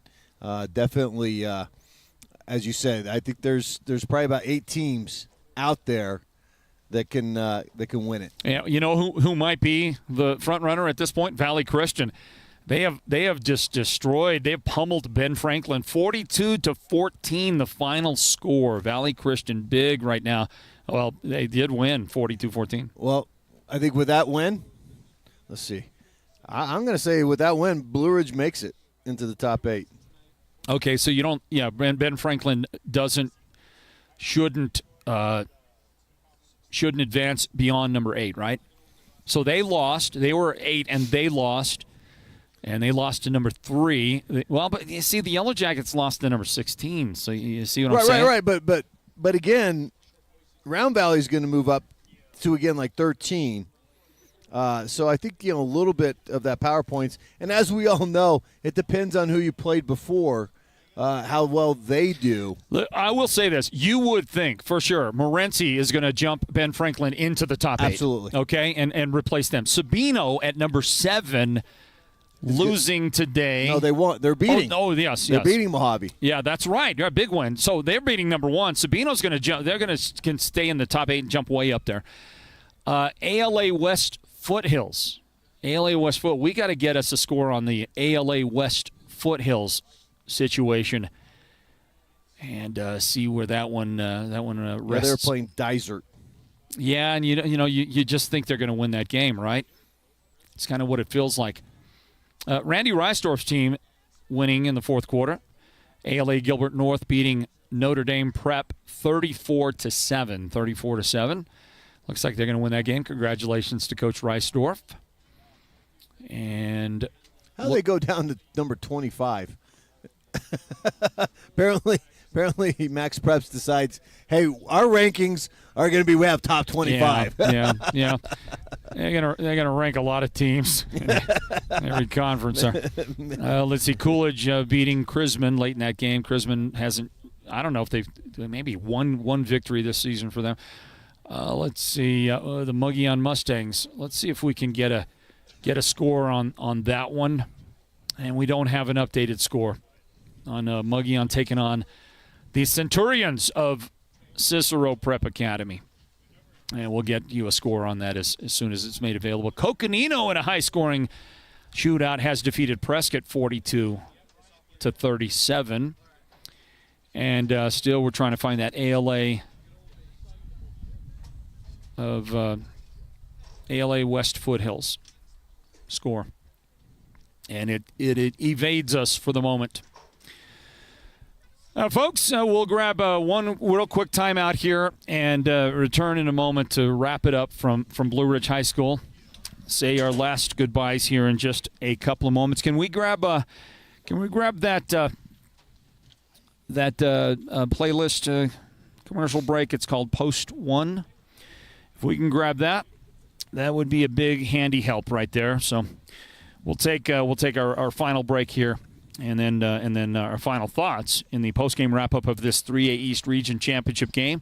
Round Valley has come away with the victory, and we'll finish it up right after this. Stand by. The 2024 Toyota Tundra has just entered the game, and it's ready to dominate the field. The 2024 Tundra brings serious muscle to the field with its impressive towing capabilities. And let's not forget about the cutting-edge technology that keeps you connected wherever you go. And guess what? We've got 50 of these bad boys, so don't sit on the sidelines waiting for yours. We're talking about driving away the 2024 Toyota Tundra starting at just $459 a month. It's at Hatch Toyota in the Northern Arizona Auto Mall. Your winning drive starts here. Win 2 premium tickets to see the king of entertainment, Mr. Garth Brooks, up close and personal at Caesars Palace in Las Vegas. An $8,000 value. Thank you, White Mountains, for all your votes. Naming Mountain Mobile Auto Glass and Tint the best auto glass company in the White Mountains. And right now, when you choose us for your insured windshield replacement, you get to pick from 2 delicious steak dinners at Cattleman's Steakhouse and 2 movie tickets, or full-service car washes at the KK Express Wash, or a $100 gift certificate for window tint.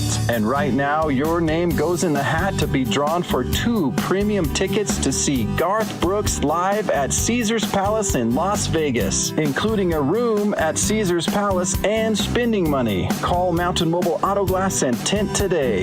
536-5972. Mountain Mobile Auto Glass. Cash back.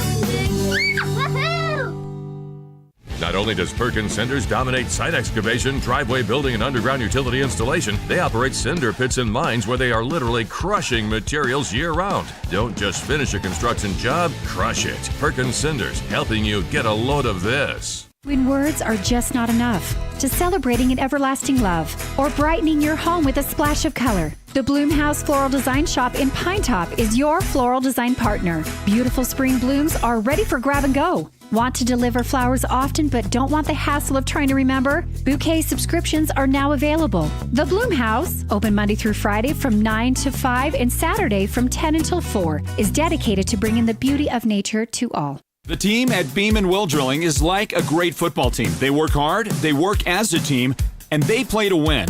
Their reputation is second to none, and they proudly call the White Mountains their home, even though they complete projects throughout the entire southwestern United States and beyond. No project is too big or too small for Beam & Well Drilling, so when the time comes for you to punch a hole in the ground, remember the White Mountains' top well drilling team, Beam & Well Drilling. Call anytime, 928-205-7647. Go deep with Beam & Well Drilling. We get it. The last thing you probably want is a trip to the hospital. But the first thing you should consider is where you'll receive the best healthcare experience. At White Mountain Regional Medical Center, located in Springerville, we strive to be the community's preferred healthcare provider. Need a home doctor visit, a wellness appointment, or to utilize the latest CT and MRI technology? Our professionally trained staff will care for you with empathy and purpose. White Mountain Regional Medical Center is your healthcare partner when choices matter. Well, we're back to it, everybody. Back to our final comments on tonight's 3A East Region Championship game. And a victory for Round Valley. 24-14, they come away with this one tonight here at Paul Morrow Stadium. It was a great night. Okay, great night for us, great night for Sports Zone Radio.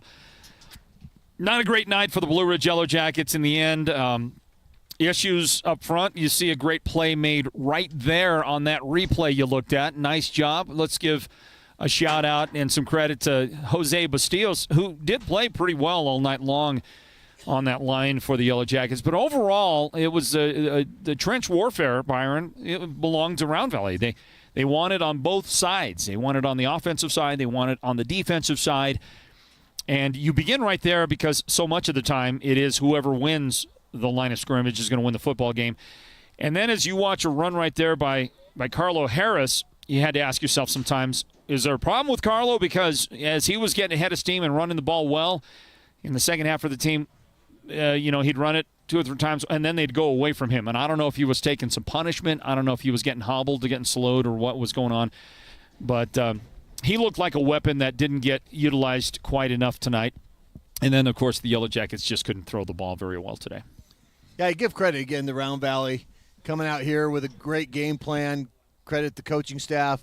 credit the kids for executing the game plan that the coaches put in, obviously practicing hard all week, and just being ready for this. And I thought, in the interview with Riker Marble, you asked him what it meant to be a 3A East Region champion, and you could tell, it meant a lot to him. And as you alluded to throughout the broadcast, he's been there since a freshman.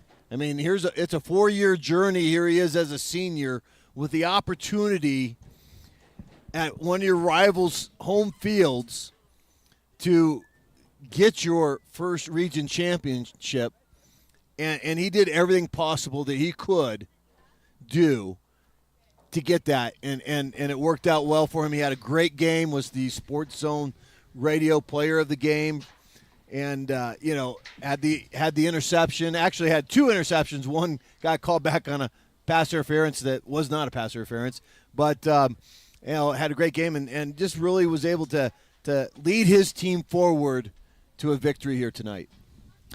They did what they had to do, and they got a 24-14 win. That turnover on the kick return, David Simmons getting hit and fumbling there in the second half, really set Round Valley up nicely. They were able to get a touchdown out of it, turn that turnover into points, which you always want to do.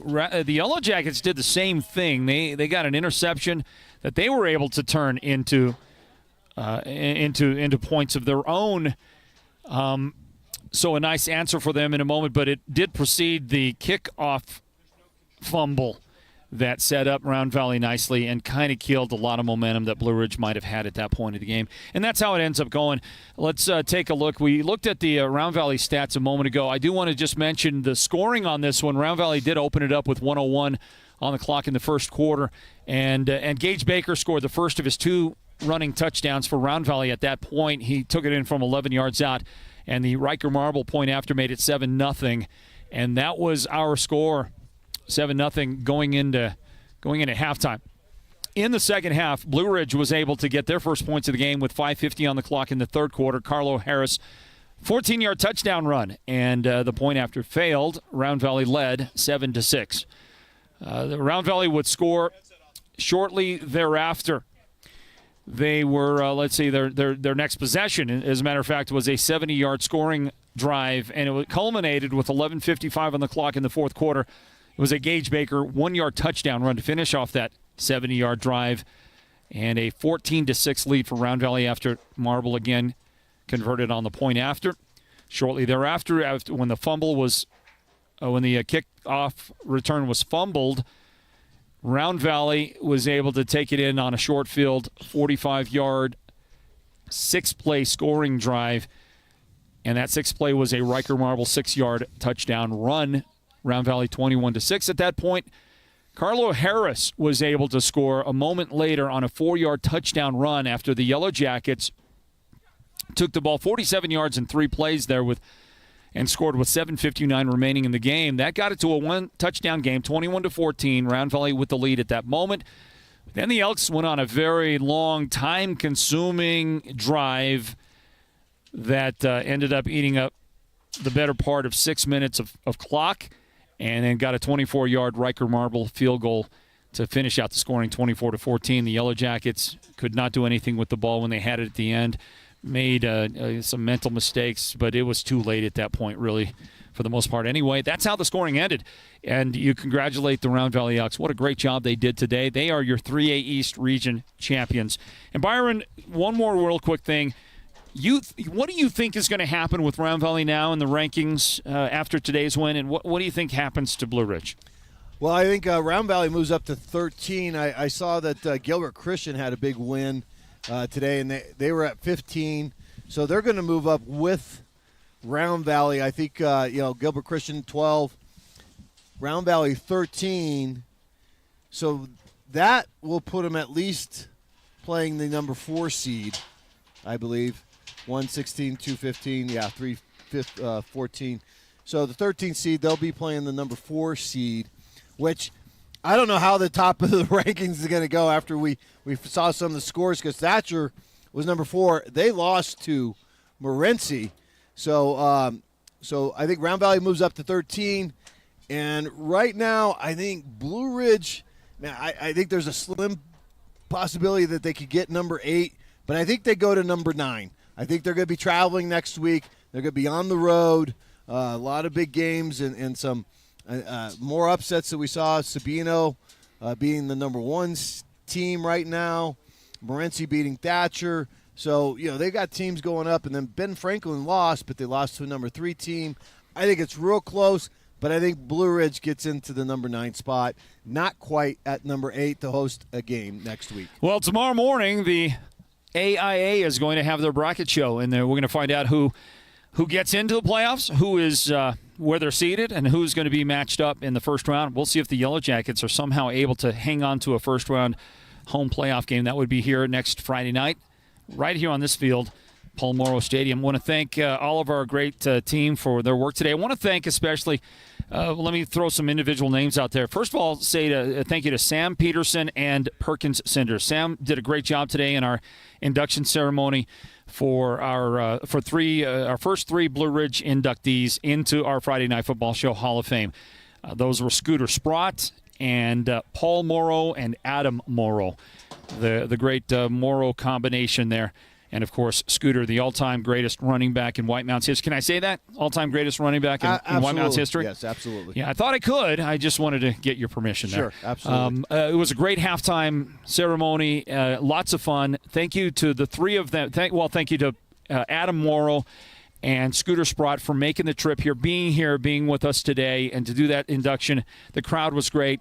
Our guys did a great job. Derek did a great job. Joe Matthews did a great job helping us produce that. Byron, I don't know what you were doing up here, but you were moving dials and stuff. You must have done a great job too. So I probably didn't do anything. So thank you. But I do a great job at doing that, though. Okay. That's what my wife says. Hey, you know what you do great at? Nothing. Yeah, nothing. Not a dang thing. Okay. Let's again, we want to say thank you to also the faculty and administration here at Blue Ridge High School. Thank you to Dr. Wright, the superintendent, for allowing us to do our induction here. Thank you to the athletic director and head coach of the football team. That's Jeremy Hathcock and his crew. It was a big help to us, certainly along the way. They supported our effort on that. Thank you to the principal, Lauren Webb. They deserve a lot of credit for helping to make things possible today. Okay. There we go. All right. Thank you to Banana John's for the row of porta potties over here. We didn't have water for a second week in a row over here. A second game in a row at Blue Ridge High School, everybody. But that's how it goes. All right, Brian. Brian, did I? Hey, that's. Did we say Brian? You did. Somebody said Brian? Slap that man. All right, Byron. It's been a lot of fun. I hope that you enjoyed your evening. And thank you for all you do, not just not just as one of our broadcast announcers here, but all you do in support of the things that we do here at Sports Zone Radio. You're one of our sponsoring partners with Ace Hardware and with the Hallmark Gold Crown Store and the Bloomhouse Floral Design Shop, in addition to the great broadcast work that you always provide for us. Well, thank you for having me here, and it's always fun, and it's been another great season, another exciting finish here to the 23 season, and looking forward to the playoffs. And I pray for God's safety with all those that had to travel here tonight in all parts of this state. May God be with you. Thank you, Byron. I echo the sentiment. God bless you, everybody. Thank you to our great production team led by our producer, Derek Simmons, our technical director tonight, Big Joe Matthews. Thank you to Sean Ulvest for the great work that he always turns in. And to our statistician, the lovely Sonia Simmons. For the entire crew, for Byron Brown, my broadcast partner, I am Floyd Simmons. Thank you for joining us, everybody, for this broadcast of the Sports Zone Game of the Week, presented by Hatch Toyota. A victory for the Round Valley Elks, 24-14. Tomorrow is the bracketing for the 3A playoffs. Best of luck to the Yellow Jackets, to the Elks, as they represent the 3A East in the postseason. And you folks follow us to find out more about what's going on with our postseason coverage coming up very, very soon. Until next time, we'll see you, and we'll say good night from Blue Ridge High School. Bye-bye, everybody.